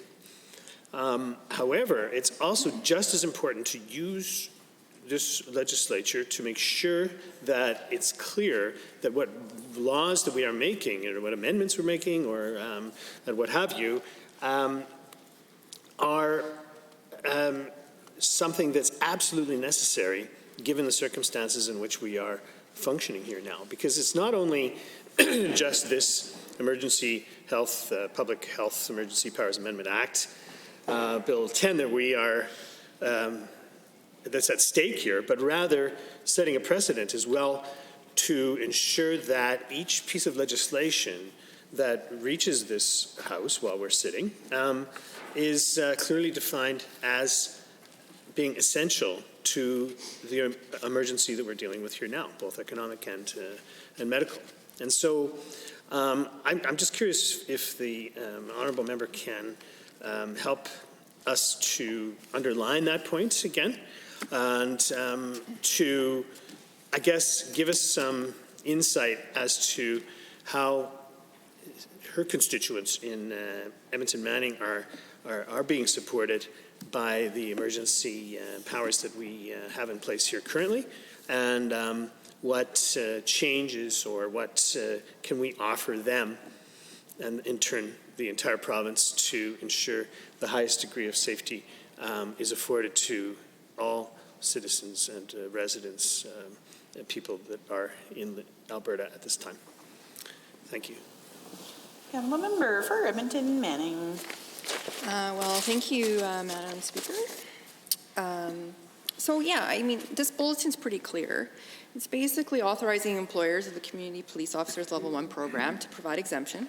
So it's from, so basically expansion of the Community Peace Officers Level 1 authority of primary highways. Currently Section 25.15 of the Police Officers Program limits Community Peace Officers authority to enforce the Traffic Safety Act.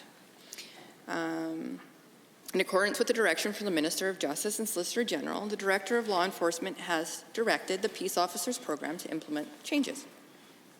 Authorized employers of Community Peace Officer Level 1s may request an exemption of Section 25.15 of the manual in order to authorize their CPO 1s to conduct traffic enforcement.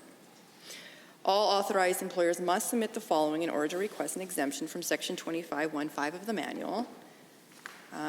They need a formal letter, there's a link, things like that. And then, of course, in addition, due to increased speeds being monitored, only CPO 1s that have successfully completed a 40-hour emergency vehicle operations course based on a police curriculum, in accordance with Section 24.13 of the manual, will be granted this exemption. Therefore, those CPO 1s who do not have Section 24.13 of the emergency response on their appointment will not be granted the authority. Those authorized employers whose CPO 1s do not have Section 24.13 on their appointments but completed the emergency vehicle operations course must submit their CPO certificates along with the submissions in order to receive the exemption. So there's obviously policies in place, which is why it's important that those are followed, which I think is a great, it's a great question, Honourable Member, because when I look at the legislation, that would be my question, is that these required pieces of certificates. Are there any other members wishing to speak? The Honourable Member for Edmonton Riverview. Thank you, Madam Speaker. It's my pleasure to rise today and speak to Bill 10, the Public Health Emergency Powers Amendment Act 2020. And I'd just like to start, first of all, by bring condolences to all the families who've lost loved ones in our province due to COVID-19. Certainly it's a very difficult time for our whole province, our country, the planet, and people are going through some pretty difficult times. And I certainly want to acknowledge also the healthcare workers on the front lines, putting themselves really in harm's way to make sure that Albertans are cared for, and so I really want to acknowledge the important work that they are doing. They're, I'm sure doing very long hours. Sometimes I've heard double shifts because of it. And besides that, because this is certainly an area that I have quite a bit of passion about, is seniors and seniors in housing. And I know our lodge program, like we have over 100 lodges across this province. People in small, tiny communities, the lodges are often like hubs of community activity, and with COVID-19 must, completely change their way of operations and make sure that seniors are safe in those localities. So I just really want to acknowledge the tremendous work that so many people are doing in the seniors housing sector, for sure. And like many of my colleagues who have spoken already about Bill 10, we are asking that rather large question of, is this legislation necessary? As has been mentioned already, that we know that certainly regulations are in place currently for the aspect of the fine area, and so that can be done already. So it's questionable whether we even should be addressing Bill 10, because the powers are already in place. And of course, because of the unique circumstances of our situation now, it is, I guess, troubling. I see it as troubling that this government would choose to call the House back to look at this legislation when they already have the powers in place. And each of us are connected to our communities. We come from all over Alberta, 87 MLAs from each corner of our province. And certainly, I know I'm not alone. I know all the MLAs are experiencing demands from their constituents.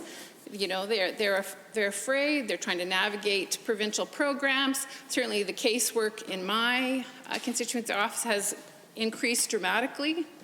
And I'd like to focus on that, to be frank. I'd like to be able to support my constituents and to be able to help them through this difficult time. And certainly along with my staff, we're doing the best we can in that regard.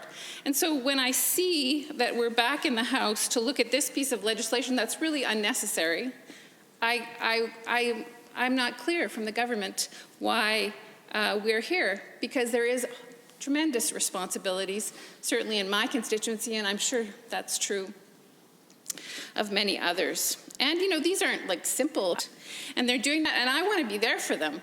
And so when I'm called back to the Assembly to look at this piece of legislation when already the powers exist for the fines, the powers to follow what the Chief Medical Officer, orders, I'm confused. And perhaps a little bit angry. And besides some of that, and I think I'm going to go into a bit more detail about that, I do have, my own family system that is going through some difficult challenges right now, as I'm sure many MLAs have that situation too. I'm a single mom with 3 boys, and they're big now, but certainly this is impacting them, and it's impacting one's in university, and that's closed now. And so how does he manage his ability to finish his courses? And my son has some learning disabilities, and so he's not getting any support for that. The structure of the university system would help him go to class. He would be able to talk to his instructors, get support from other students. He has none of that now. And so he's, kind of a little bit at a loss. And he's having some struggles, and his, sleeping patterns are erratic. He's having trouble, completing what he needs to still. He's here at U of A, and it's a pass-fail system, which concerns him too, because, of course, he wants to, get full credit for the hard academic work he's doing, but he's struggling, and, I can see his anxiety is increasing tremendously, and, I'd like to be able to be more supportive of him.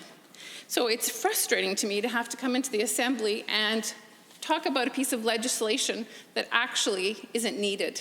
I'm completely committed to standing up and doing what's necessary so that we can make sure Albertans have the resources they need. But when I see this, it's disturbing to me. And sometimes there's things that we can't see, but they're impacting certainly the way we are existing. And it just feels kind of almost, not silly, but I think that it's kind of like the water we swim in. Sometimes we don't know how people are being impacted by stuff. And so to top it off, some of this, my middle son had an accident yesterday in my vehicle. And it was a single vehicle accident. He was driving to work. It was snowy, icy. And so that created more stress, for my family. And the thing is, the regular troubles of life continue. They don't disappear because COVID-19's here. And so that just sort of adds to it. And I wonder what, contributed to that. Sure, it was snowy and icy, and he wasn't as aware as he needed to be at 6:30 in the morning when he's driving to work.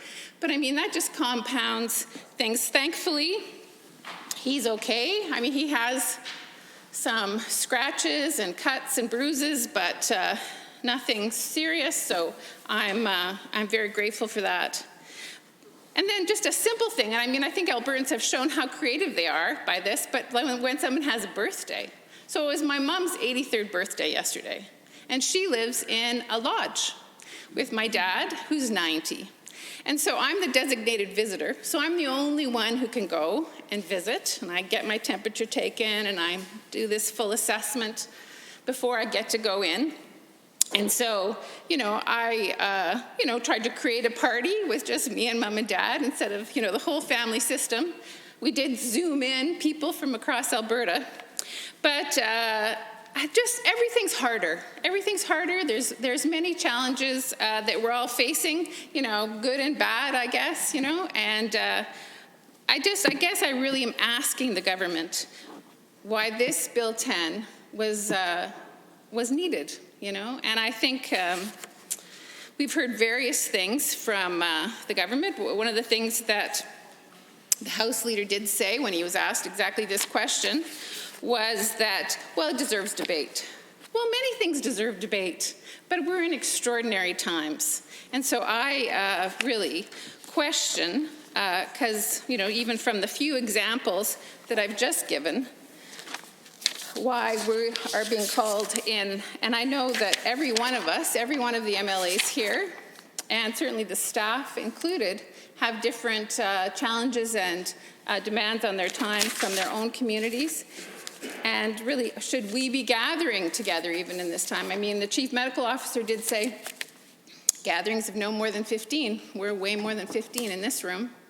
And I know that the government did bring in orders for exemption for the Legislative Assembly, and certainly if there was something that was crucial that we needed to do to make sure that Albertans had the resources they needed, that we had to move that legislation, I'd happily be here.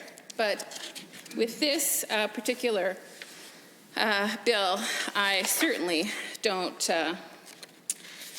see that. Certainly, I mean, this bill does look at increasing the fines for people who aren't really respecting the rules in place. And I mean, that's extremely dangerous. Of course, we want to stand in support of that. We don't want Albertans to be, thinking that they're, I don't know, so resilient that they would never get something like that. Of course, that's not true. We all are vulnerable, and each one of us has limitations. That's kind of the state of affairs for being a human being. So we certainly think that there is merit to making sure there are stronger consequences for those who endanger the health of others. Those increased fines, for example, are very important. We need to make people really know the serious consequences of not self-isolating, not being in quarantine, traveling all around, meeting all sorts of people, not taking precautions in terms of any kind of, washing our hands, doing that kind of thing. We need to make sure that Albertans know how important this is. But we're not sure why we're debating this legislation when these increased measures and higher fines are already in fact in force. There's no need for this bill when the government has already increased the fine levy amounts without it. So all necessary powers for the government are already enshrined in legislation, in this Act or in the Emergency Management Act. So it's confusing to me, and I certainly am, interested in hearing from the government side why they see this as so crucial, because it's not clear certainly to myself or to my colleagues on this side of the House. But here we are certainly willing to speak to this, and we're sharing our concerns about it, and we are debating it as the government has demanded. And we certainly will fully embrace and work into, making sure this legislation is the best it can be. And so we will be offering some amendments to look at that. And so, I mean, we're playing along, if we want to use that kind of language. Perhaps we don't. But we are willing to do this. But we just really want to bring it to the government's attention that it is, that we need to know how come. And we still haven't quite heard that, or we've heard that it deserves to be debated, but a more fulsome explanation would be appreciated. We know that when there was a briefing to some caucus members and staff, that when we were asked this of staff, they said, well, they'd get back to us in, 4 hours or something when they got back. And, really, they didn't include anything much more. And so it continues to be sort of a mystery regarding this. Certainly our MLA for Edmonton Centre, who is our health critic, asked publicly about why this legislation is absolutely necessary now. And officials and political staff couldn't immediately answer, and this is the piece I was just talking about, and offered to follow up in writing. They did this later. It says, this legislation is needed to include transparency, ratify powers originally exercised by ministerial order, and ensure the validity of stricter penalties for violating orders of the Chief Medical Officer of Health, so that those higher potential penalties may act as a general deterrent to behavior that threatens the health of Albertans. Well, I mean, those penalties are already in place. And so they're already effectively doing that. So this legislation feels a bit like a waste of time, for sure. And as I said previously, certainly we know that there's many Albertans in need right now. I know that having talked with, folks across the province regarding different issues they're facing in their communities, having increased fines that can be levied against people not supporting the safety measures in place, then Standing Order 29-2A is available. I see the Honourable Member for Edmonton-Glenora. Thank you very much, Madam Chair, and to the member for sharing clearly what are some very personal things that she and I'm sure families all across our province are dealing with at this time. And I was reflecting on the fact that my grandmother not long ago was still alive and living in long-term care, and how hard it would have been for my mom and me to not be able to visit her at the same time. That was something we did regularly. It was really special, and I appreciate that it must have been difficult going to visit her mother on her own yesterday. So I want to first of all commend her for continuing that, and obviously if she does get to the point where she is unable to do that, I want her to know that that's nothing against her. She needs to keep herself and her mom and her dad safe, and really appreciate that she is grappling with these things like many Alberta families are at this time. I was wondering if she could maybe elaborate a little more on some of the things that people can do remotely to support those they love who live in facilities that are unable to visit at this time. Thank you. Honourable Member for Edmonton Riverview.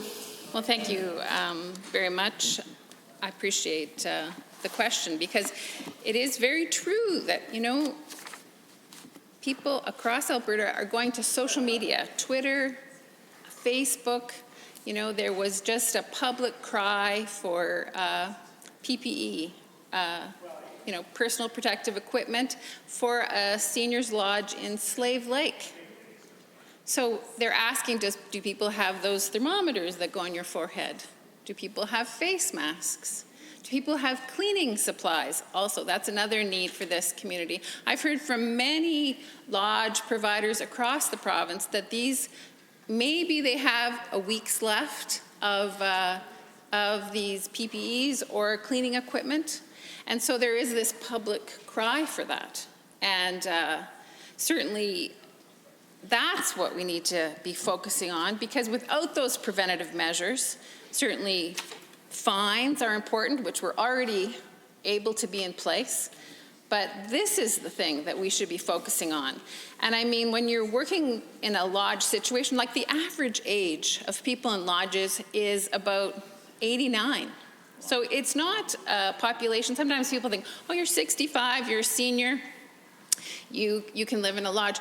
That's true, you can. That is the bottom age, 65, that you can live in a lodge. But many seniors at 65 still live in their own homes, in their communities all across Alberta, and are doing well, living independently. It's usually when there's some kind of significant life transition. Maybe one of the spouses dies. And so then the other spouse doesn't want to be by themselves in that house, or they feel overwhelmed by the demands of caring, taking care of the yard and vehicles and all those things that, perhaps the other spouse took care of. And oftentimes it is gendered. It is usually women who outlive their husbands. Wives outlive their husbands for, I don't know what the gap is now. Maybe it's down to 5. It used to be 7, I remember, but that's probably old information. But so a lot of people do move into lodges then, and as I said, it's 89. So these people are vulnerable. They may, be their immune systems could be weaker. And so these cleaning supplies, these personal protective equipment are so vital, because we know the population that is the least likely to be able to overcome COVID-19 is people with pre-existing conditions and seniors. And so certainly I know that all the staff and the CEOs of the lodge programs across Alberta know this very well and are taking it extremely seriously and doing everything they can to ensure that the seniors in their facilities are cared for and taken and kept safe, and that there's no outbreaks in their facilities. And I just, again, want to really thank them so profoundly for what they're doing to support seniors. But the fact is, here we are looking at something completely different that doesn't really need to be done, instead of focusing on that, instead of really dealing with the crucial issues our society should be focusing on right now. And so, again, Madam Speaker, I just feel quite disturbed by that when already the powers were available. Are there any other members wishing to speak? The Honourable Member for Cardston-Siksika. Thank you, Madam Speaker. I think we've had some great debate on this bill. Also want to take this opportunity to wish happy birthday to Mama Sigerson, but I move to adjourn debate. You heard the motion to adjourn debate. All those in favor, please say aye. Aye. Any opposed, please say no. So carried. Debate is adjourned. Under government bills and orders for second reading, Bill 12, Liabilities Management Statutes Amendment Act 2020. Honourable Mrs. Savage. The Honourable Minister of Energy. Well, thank you, Madam Speaker. I rise today to move second reading of Bill 12, the Liability Management Statutes Amendment Act. This legislation is about setting the stage for job creation while ensuring a responsible, sustainable oil and gas industry in our province for generations to come. This act would help strengthen the ability of the regulator and Orphan Well Association, or OWA, to more effectively manage orphan wells and associated infrastructure.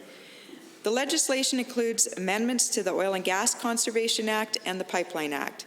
These changes will also enable future amendments to the Orphan Fund Delegated Administration Regulation, anticipated for later this spring, which will align with these proposed legislative changes. This regulation will provide the OWA with its delegated authority. Expanding the role of the OWA is one part of a new suite of policies to be announced in the near future, which will touch every stage in the life cycle of a well, from exploration to post-closure, while at the same time ensuring industry is able to meet its obligations in a manageable way. As part of our commitment to overhaul the liability management framework, the Government of Alberta has been working with the Alberta Energy Regulator, along with industry and other partners, including Indigenous communities and municipalities. Through all of these discussions, we've heard that there is a clear need to expand and clarify the mandate associated with orphan sites, including the authority delegated to the OWA. In short, what industry has told us is that the OWA can do this job.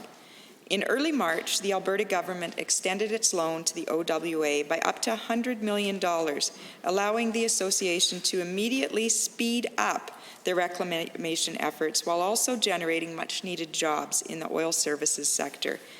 These jobs are needed now more than ever. By making amendments to the Oil and Gas Conservation Act and the Pipeline Act, these pieces of legislation will ensure that the OWA has the needed authority to deal with this increased workload. More specifically, this legislation will provide clarity about the OWA's mandate, better enabling it to first, make agreements with producers to help bring sites through closure stages. 2, ensure oil and gas resources are not prematurely abandoned. And 3, exert more financial control to actually manage the orphan sites. Adding definitions for key terms such as remediation and remediation costs will expressly enable payment of associated costs with cleaning up orphan wells and associated sites. Other additions clarify the duty that licensees or delegated authorities have to provide reasonable care and measures to prevent impairment or damage when dealing with wells and related sites. This will help avoid negative impacts to public health and safety, property, or the environment. A related amendment also expressly enables the OWA to use the orphan fund to pay for costs associated with the full life cycle management of sites. The proposed changes would allow the regulator or the OWA as a delegated authority to assume oversight of wells if required to protect the value of the asset, to protect jobs, to protect public safety, or to mitigate the risk of ever-increasing and growing orphan sites. One example to provide to you would be in response to an insolvent oil or natural gas producer who attempts to walk away from their obligations. Madam Speaker, these amendments would allow the OWA to enter into agreements with these smaller operators that may not have the means to pay for the full upfront costs when a licensee walks away, but they have the ability to pay their share and keep the well operating until another licensee can purchase the site. We're also proposing changes to close a loophole where licensees may have walked away from their obligations in the past. This will ensure reasonable care and measures are taken to manage these sites. Changes are also proposed to enable the OWA to operate wells and facilities which still have a value, including pipelines, for a limited period of time when it makes sense to do so. Keeping these facilities in operation will help provide additional revenue to the OWA, which can then be used to further fund activities and protect jobs. This action also protects freehold mineral rights owners, the Crown mineral right holders, as it avoids premature shutting in of production that still has a value. We're proposing adding provisions to clarify that the regulator or the OWA has the ability to use orphan fund to address issues such as funding receiverships, working with other operators through things like area-based closure programs, paying royalties, holding mineral tenure to protect jobs, and maintaining domestic supply needs. This expanded function would allow the regulator or OWA to appoint specialized insolvency professionals and to use the orphan fund to pay for those services, which could result in some sites being sold to viable operators instead of simply becoming orphans and wasted materials. The recommendations I've outlined today are designed to strengthen the ability of the regulator and the OWA to more effectively manage orphan wells and associated infrastructure, while at the same time protecting landowners and ensuring environmental and public safety. We need these measures now. We know going in the days ahead that we're going to be seeing a much an oil and gas industry that will be struggling more. Madam Speaker, we know that inevitably there will be more bankruptcies, more sites that go into the orphan well associations. It's inevitable, it's tragic, but we know and we can see these things happening, and it's important that we have these authorities for the OWA to deal with that added inventory, to deal with the crisis. So I hope that all members support me here in moving forward with Bill 12. Thank you, Madam Speaker. Any other members wishing to speak? The Honourable Member for Edmonton Goldbar. Thank you, Madam Speaker, and thank you to the Minister of Energy for introducing this piece of legislation. The issue of managing oil field liabilities, environmental liabilities, is one that's close to my heart. Prior to being elected, I worked for a number of years, both in the private sector and as a provincial employee in the cleanup of oil and gas sites all over the province. And I know from that experience that the significant environmental and financial liabilities that are being foisted upon the people of Alberta without really an adequate plan to address them. And I think that this legislation does some things to address the issue, but is one that ultimately we will not be able to support for reasons that I will outline in my speech. The oil and gas liabilities that Alberta faces currently are absolutely immense. The Alberta Energy Regulator has revealed its own private estimates of oil and gas liabilities in the province of Alberta, nearing almost $300 billion. To put that in context, that's 200 Keystone XL pipelines that the government could buy with that kind of money. That is the total operating revenues, operating expenses of the government of Alberta for 6 whole years. Madam Speaker, it's really important to put this kind of context on the scale of the oil and gas liabilities that are being left to be dealt with, because they are so huge. And this would be concerning in any event, but certainly at a time when oil and gas producers are incredibly financially stressed because of the worldwide collapse of oil prices due both to the COVID-19 pandemic as well as the price war between Saudi Arabia and Russia. Albertans should be rightly concerned that there's going to be no money left in the bank of any of the oil and gas producers in the province to manage their the liabilities, and that it's going to be the taxpayers of Alberta who are left to deal with these things. We also have significant concerns with respect to how dealing with these oil and gas liabilities will impact the property rights of the landowners on whose land these sites rest. Certainly, the Alberta Energy Regulator has a problematic history when it comes to dealing with property rights of landowners. This government has done nothing to assuage those concerns, and in fact has inflamed those concerns in many cases. And this legislation, in my opinion, in the opinion of many folks that I've talked to in the 24 hours or less that we've had to review the legislation, goes a long way to significantly curtail property rights of landowners who are dealing with these things. And I'll outline that in a little bit.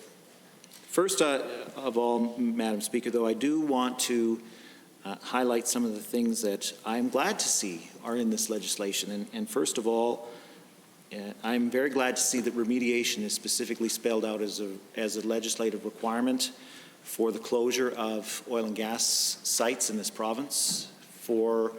Up until this bill was introduced, the Oil and Gas Conservation Act only made reference to the suspension, abandonment, and reclamation of oil and gas sites.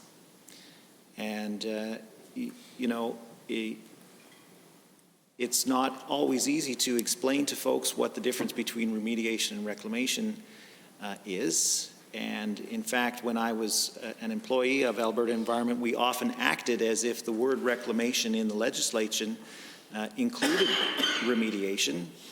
But if push came to shove and oil and gas companies wanted to insist that reclamation did not mean remediation, we didn't really have a legal leg to stand on to force them to clean up a lot of the problems. And the issue is that reclamation specifically refers to returning land to equivalent land capability. So that after the oil and gas activities have been completed, can that land be returned to whatever it was being used for prior to being developed for oil and gas? So can a pasture land be returned to pasture? Can forest land be returned to forest use? That was the question that had to be answered in order for an oil and gas company to meet its legal obligations. And it spoke nothing, it did not speak to the issue of cleaning up any contaminants that existed under the surface of the oil and gas site. And let me tell you that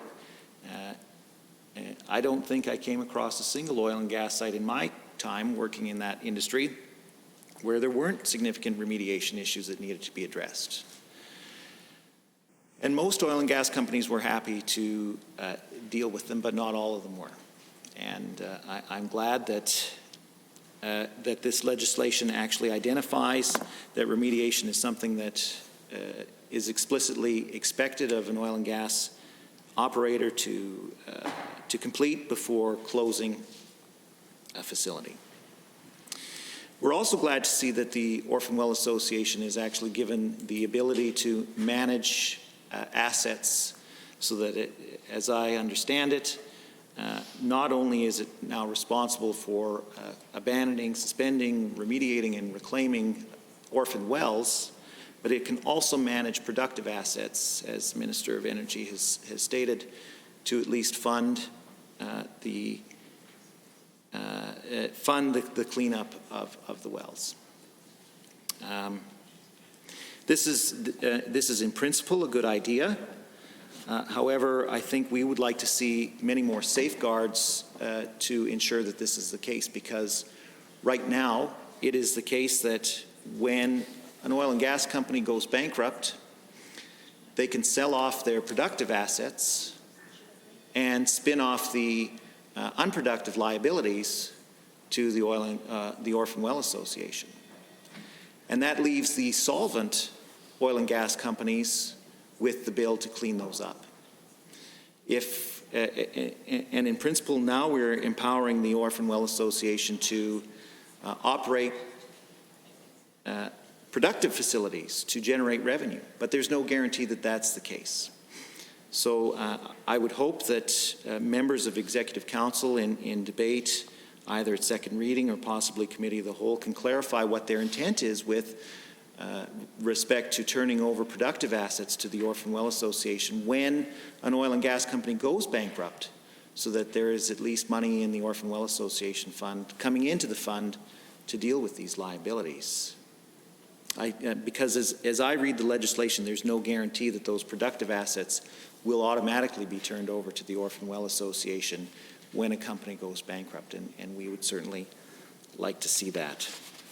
I do, reading through the bill, there are a couple of sections that I had some questions about, and I hope that somebody from Executive Council can answer them in the course of debate.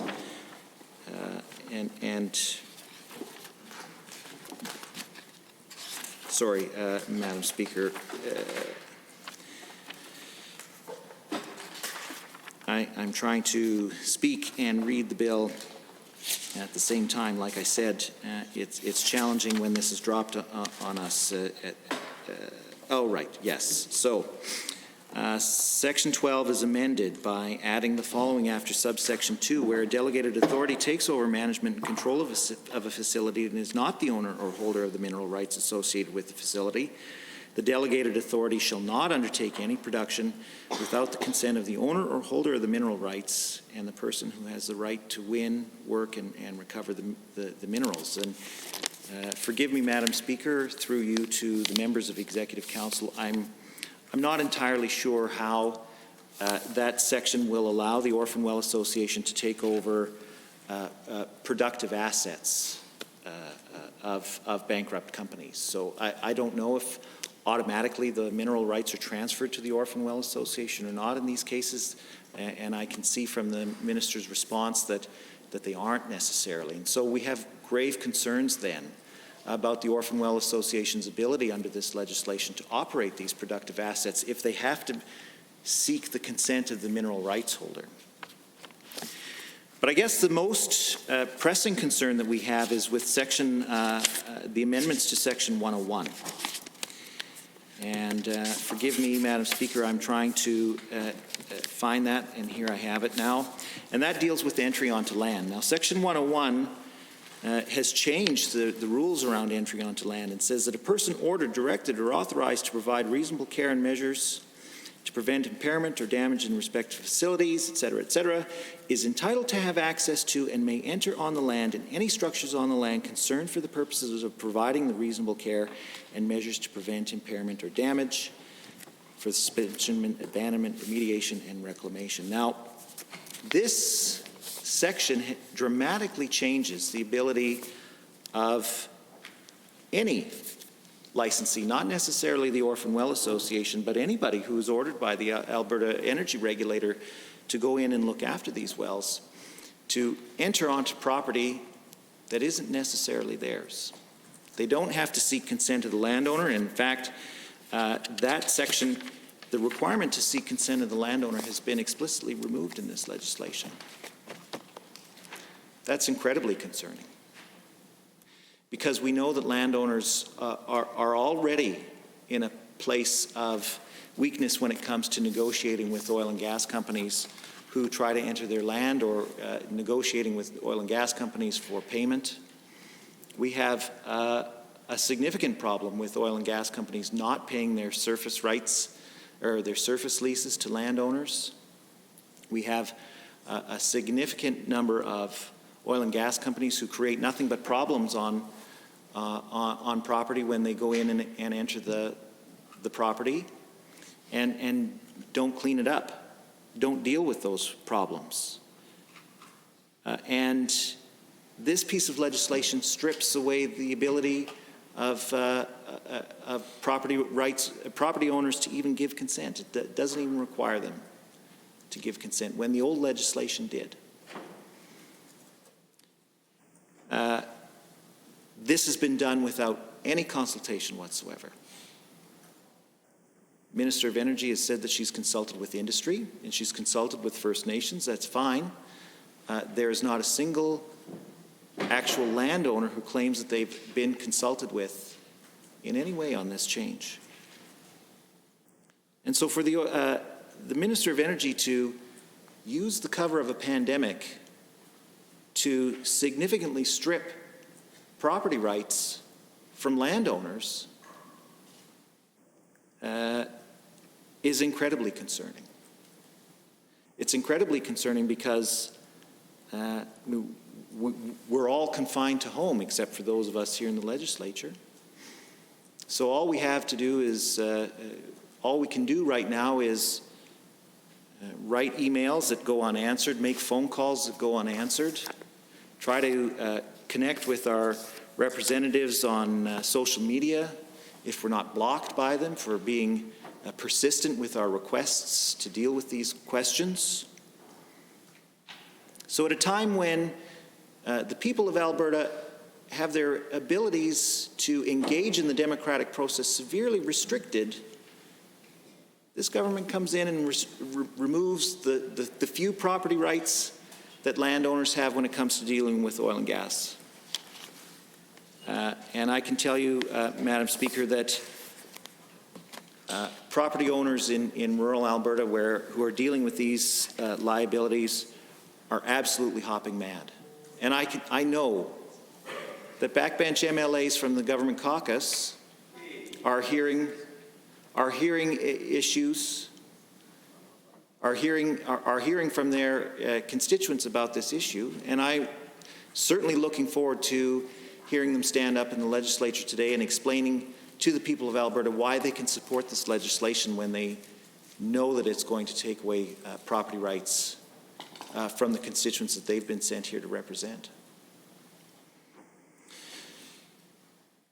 Madam Speaker,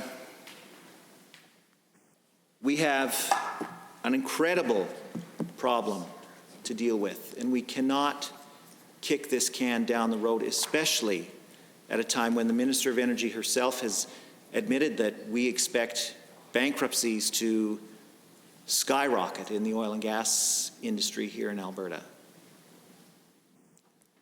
The answer is not to strip away property rights from landowners to deal with this. We need a comprehensive plan to deal with oil and gas liabilities in this province, and we don't have one.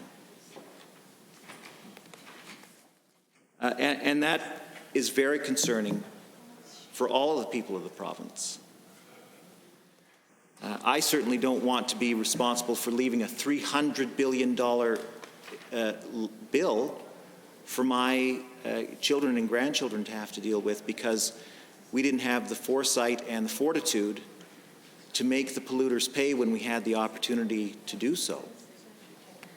We're going to be left holding the bag, and we won't be able to afford to clean up these liabilities.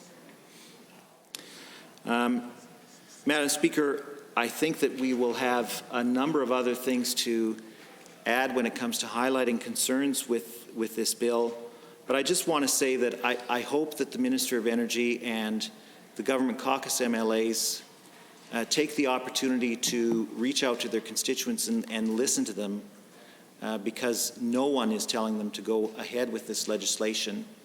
It's not necessary right now.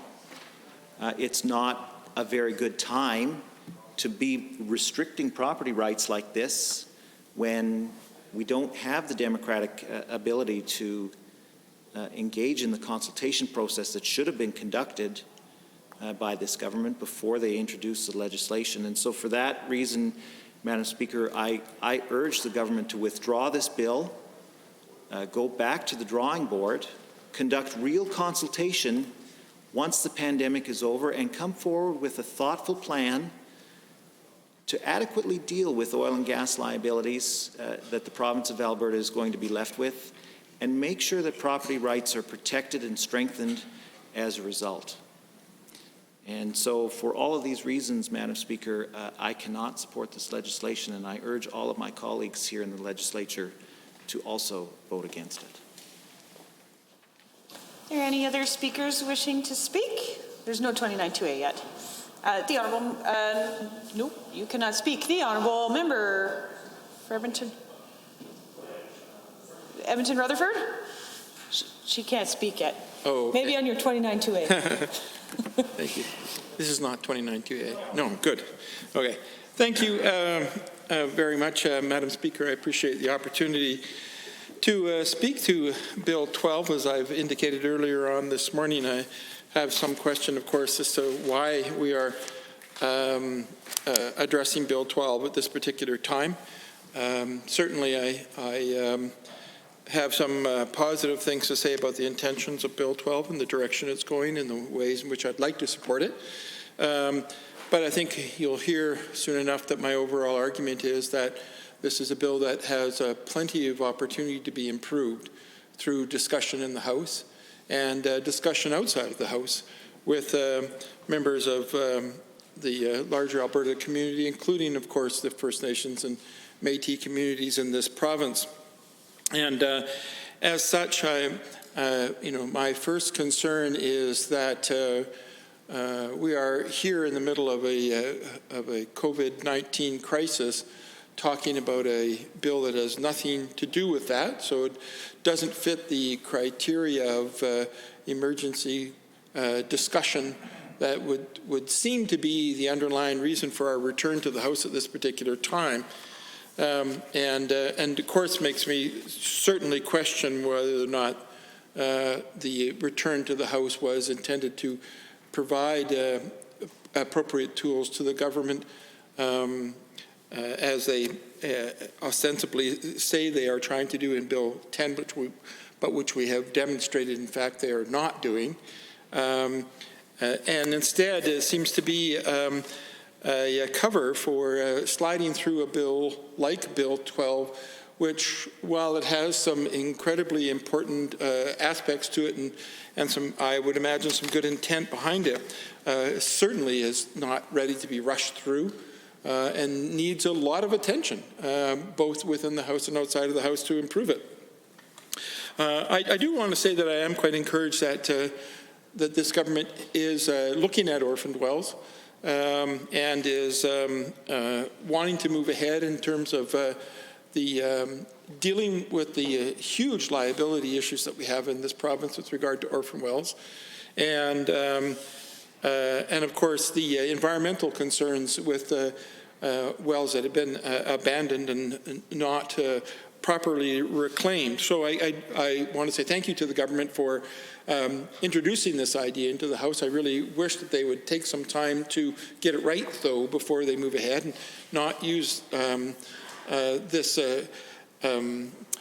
stunted time and opportunity that we have under the emergency legislation to move ahead a bill that really is not ready to be moved ahead at all. I do want to say that I support the government when they declare that the intention of this bill is to clean up a problem, both a financial liability and an environmental liability that we have in this province. In fact, it's the largest, I think, liability that we have in government presently, and as such is one that ultimately needs to be addressed with a great deal of clarity and thoughtfulness in terms of moving forward. And I wish the government would take the time to engage in that clarity and thoughtfulness before they introduce the bill. But I appreciate the fact they're here.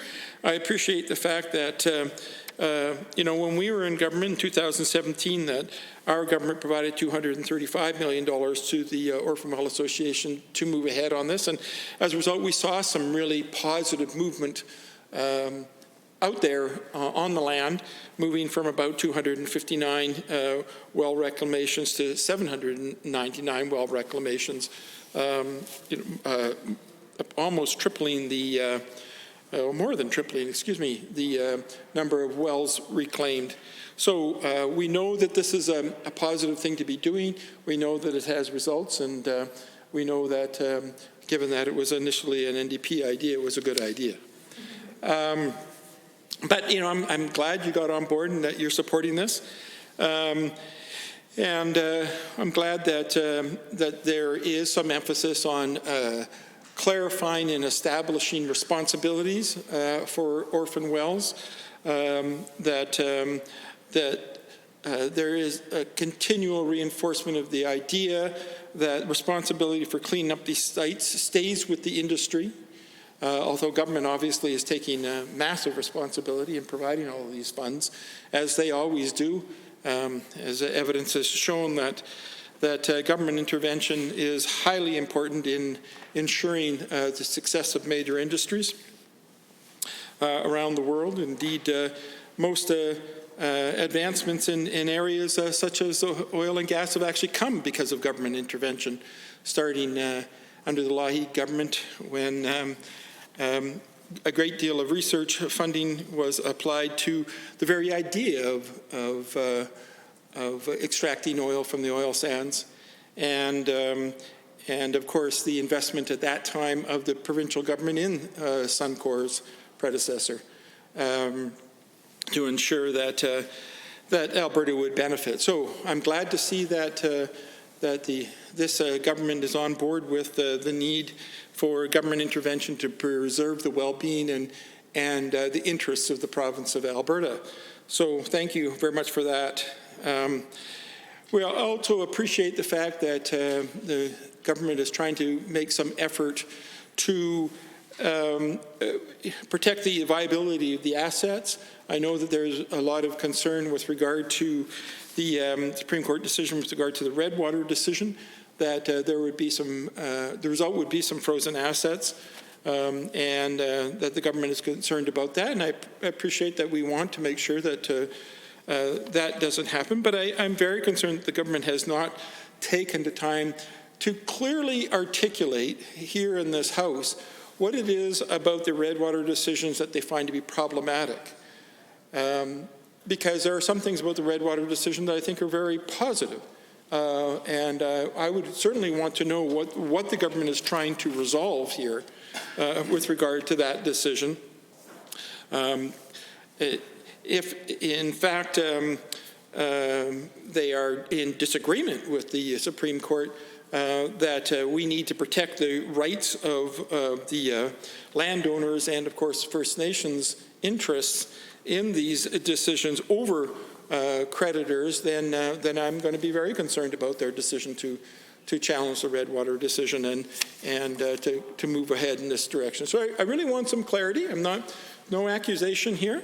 I just would like the government, I would really enjoy to hear from the Minister of Energy kind of an articulation about what it is about the Redwater decision that they're trying to approach, and to discuss with us how we might approach the problematic areas while recognizing the satisfactory areas of the Redwater decision. I certainly would like to see that happen. I am concerned about a few things in the bill, and I will use this opportunity to begin to speak to some of that. And I know we'll have further opportunities, and I wish we had more. I wish we weren't doing this under these circumstances, that we were actually taking time to address the problems in the bill before it moves ahead. But I am very concerned about the issue of involvement of landowners and Indigenous communities in decision-making in this process. Now, I know that under the previous government, that the Ministry of Indigenous Relations had conducted essentially a 2-year process to look at the question of consultation in the oil and gas sector, and had come up with a number, at least 14 recommendations for changes that would move forward.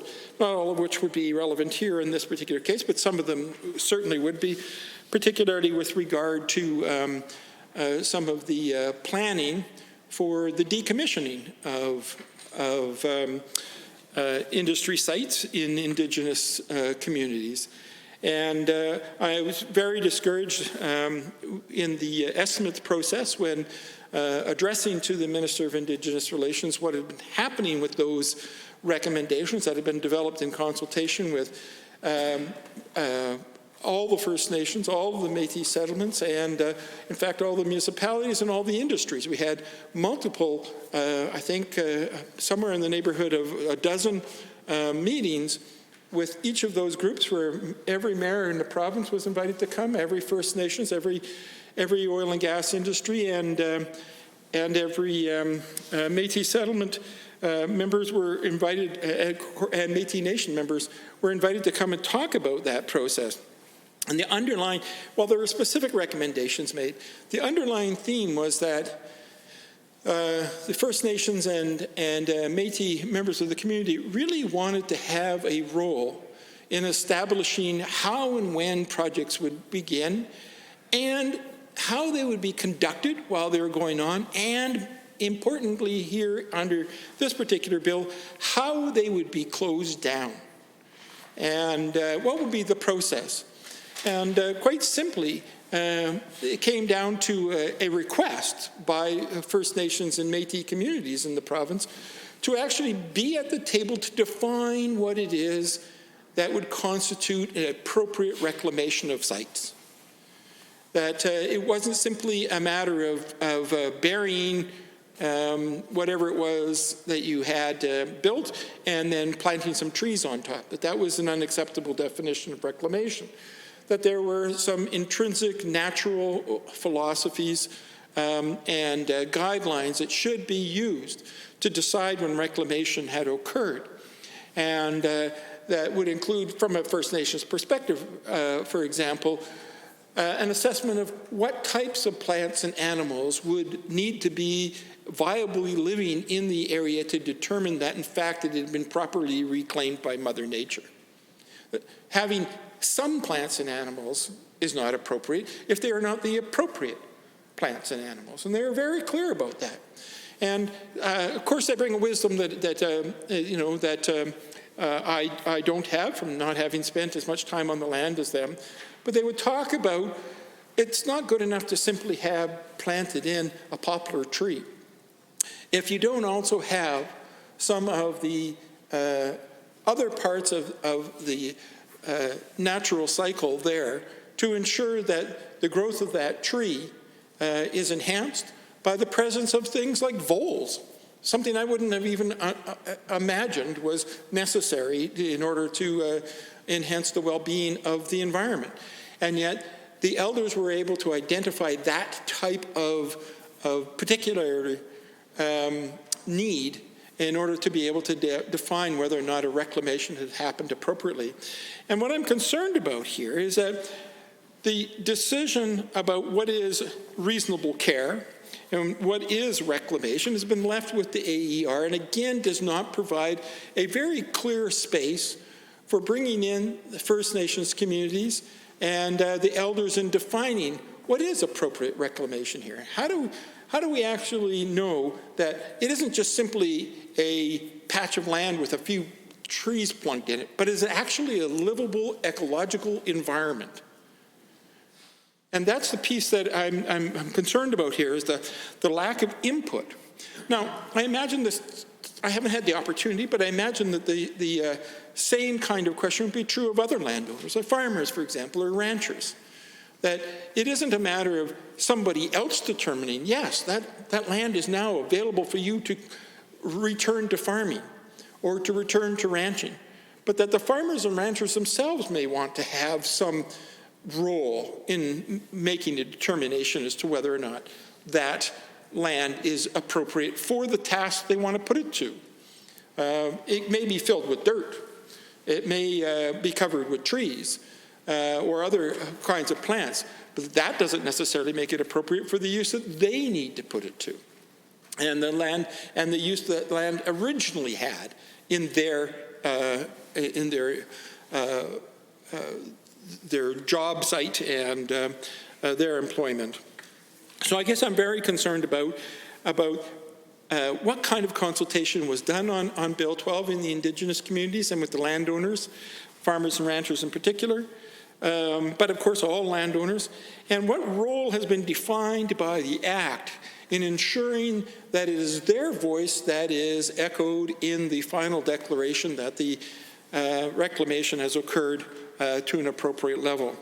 I see a huge absence there, and I'm very concerned about that. I'd also like to see a greater emphasis on ensuring that the compensation that is normally due to landowners from either the extraction of the resource or the loss of land for the duration of the time a well sits abandoned is appropriately monitored, and that the obligations are fulfilled appropriately. Standing Order 29-2A is available. I see the Honourable Member for Edmonton Goldbar. Thank you, Madam Speaker, and I want to thank my colleague from Edmonton Rutherford for raising some important issues with respect to landowners and land users on their input into what adequate reclamation and remediation is. And certainly he spoke with a great amount of experience and knowledge around the issues that First Nations have raised with respect to their input on what adequate remediation and reclamation means. But I think it's fair to say that it's not just First Nations who have concerns about the standard of remediation and reclamation that's applied to their sites. It's everyone who has an oil and gas facility on their property. They are simply told by the Alberta Energy Regulator what the appropriate standard for reclamation and remediation is. And in fact, there aren't very distinct legislative requirements for remediation and reclamation. That's all left to the policy of the Alberta Energy Regulator that can change at any time without any process of consultation with property owners. And that's in stark contrast to BC, for example, which actually has set out in legislation and regulation what remediation and reclamation means for oil and gas properties and environmental liabilities, broadly speaking, in that province. And so right now, we have a situation where landowners all across the province are told by the Alberta Energy Regulator that their sites have been reclaimed when they're infested with weeds, there are giant ruts on the land that pool water where it shouldn't be. The land is basically unusable for the purposes that it was intended to be used for prior to oil and gas development. And once a reclamation certificate has been issued, landowners have almost no recourse whatsoever to appeal that. And you know, perhaps people could put their faith in the fact that there's a rigorous reclamation certificate process in place in Alberta, but I want to disabuse anybody who thinks that that's the case in Alberta of that notion. Because you know who signs off on the reclamation certificate application? The industry. The oil and gas company who's done the reclamation themselves. They pay for the work to be done. They employ engineers and environmental professionals to sign off on the site. It goes to the Alberta Energy Regulator and is not reviewed by anyone. There are thousands and thousands of reclamation certificates that are simply rubber stamped by the Alberta Energy Regulator with no input and no recourse for landowners who aren't satisfied with the level of remediation and reclamation that's been done. So this goes back to the point that the member from Edmonton Rutherford raised, that land users and landowners want a seat at the table when it comes to determining what adequate remediation and reclamation is. They don't want to be told by the oil and gas company that the job has been done to their own satisfaction, and anybody who has any other concerns can darn well forget about it. So I would encourage the government to not only withdraw this bill and come up with an adequate plan to deal with the orphan liabilities, but also to come up with an adequate plan to make sure that landowners are involved in the process of determining what adequate remediation and reclamation means. And I would like to know if the Edmonton Rutherford would like to respond to those concerns. The Honourable Member for Edmonton Rutherford. Thank you. I appreciate the member from Edmonton Gold Bar for your comments. And I just want to add in the final comment that I talked earlier about the extensive consultation that had been done around the consultation for First Nations and Métis communities and the 14 suggestions for change. And my disappointment that in estimates I learned that Indigenous Relations had completely shut that down. That they're not doing any changes at all. And I guess I would like this government to add in to Bill 12 or to twin with Bill 12 a process of reevaluation of the consultation agreement with the First Nations and Métis communities rather than shut it all down. I'm very disappointed that they wasted 2 years of great effort by that ministry. And I think it is very appropriate that if they are wanting to move ahead on Bill 12, that they also need to move ahead on the issue of the consultation. They are twin needs and need to be done together. And as a result, I support the notion of removing this bill this time. Any other members wishing to speak? The Honourable Member for Calgary, Buffalo. Thank you very much, Madam Speaker. It's my pleasure to stand up and to debate in the few minutes we have left before the noon hour to talk about this bill with regard to the issues that are in this bill, Liabilities Management Statutes Amendment Act 2020. You know, I was struck by the strong views of my colleague from Edmonton Gold Bar with regard to this bill and the fact that it's being brought before us now. And not unlike the member from Edmonton Rutherford, who feels like there needs to be a great deal more consultation from the public, especially those most affected. And the experience that my colleague from Edmonton Gold Bar has had in the past with being a private sector employee as well as the Government of Alberta employee, cleaning up orphan well sites, I think speaks volumes in terms of what he has understood to be the issues coming from particularly landowners, not exclusively, but also owners of the infrastructure, the sites. And I'm struck by the amount of money we're talking about that has been projected to be a liability that needs to be found at some point to address the number of wells out there that need to be properly remediated and reclaimed. $300 billion, Madam Speaker, $300 billion. Size of the economy in Alberta on a yearly basis, just over that amount of money collectively. And obviously, it's a significant amount, which we need, puts further importance to all of this issue in terms of getting it right the first time. And I listened to the Minister of Energy speak to the reasons for bringing this forward at this stage, and I wasn't able to kind of transcribe word for word, but some of the important things that she said was job creation and sustaining the industry, making sure the industry is sustainable over the long term. $300 billion to reclaim, one estimate for the liabilities out there, and obviously it's important to do this right so the industry can thrive and survive, and we are not holding the bag. But job creation was talked about as well. And I just want to reflect on, unlike the previous bill, which was Public Health Emergency Powers Amendment Act, this bill does not seem to meet the test that has brought us back to this legislature. And I understood that we were here to, coming back to the legislature, talk about COVID-19 and its effect on our province and how we can ensure Albertans that we have their backs in terms of the health effects of COVID-19, that we have their back in terms of supporting Albertans who need direct financial assistance through this pandemic to supplement their lost wages, say rental protections, the education of our children through the pandemic, and what it takes to plank the curve so that we we undertake provisions necessary to slow down the infection across our population. And how does any of that, how does any of what I've just said deal with Bill 12, Liabilities Management Statutes Amendment Act? I don't think the two are related, frankly, Madam Speaker.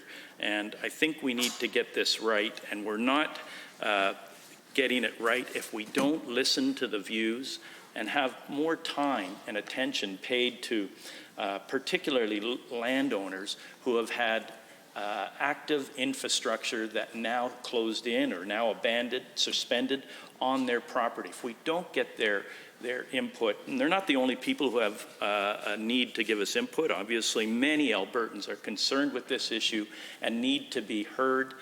And the fact that the minister brings this bill before us now without any of that information provided is frankly disappointing, and certainly significant enough, serious enough, in my view, that this bill should be removed from this legislature and only deal with issues that have to do with the pandemic that is before us. Madam Speaker. And that's certainly something that I and all my colleagues on this side understood that the House Leader and the opposition House Leader negotiated with each other to only deal with issues necessary to support Albertans through the pandemic. How does Orphan Well Association work? Support us through the pandemic? Well, the Minister of Energy talks about it's necessary to create jobs. Well, we've been there, Madam Speaker, 2 years ago, 3 years ago, when we were government, we worked out a loan to the Orphan Well Association of $237 million or something like that, and got that backstopped by the federal government. So we understood that there was a need to create jobs in the oil and gas sector, and that was a way to make that happen. How does this bill today do any more of that, Madam Speaker? Does it address the pandemic at all? There's nothing in here that has any of that, Madam Speaker. So I think we should listen to Edmonton Gold Bar's views and Edmonton Rutherford's views that more needs to be done to understand what the views of the broad base of Albertans on this issue. And I can tell you, Madam Speaker, they are varied. And we have not heard any of that challenge, that difference coming from the Minister of Energy. Madam Speaker. Well, member, I hesitate to interrupt, but according to Standing Order 4, 2.1, we now stand adjourned until 1:30 p.m.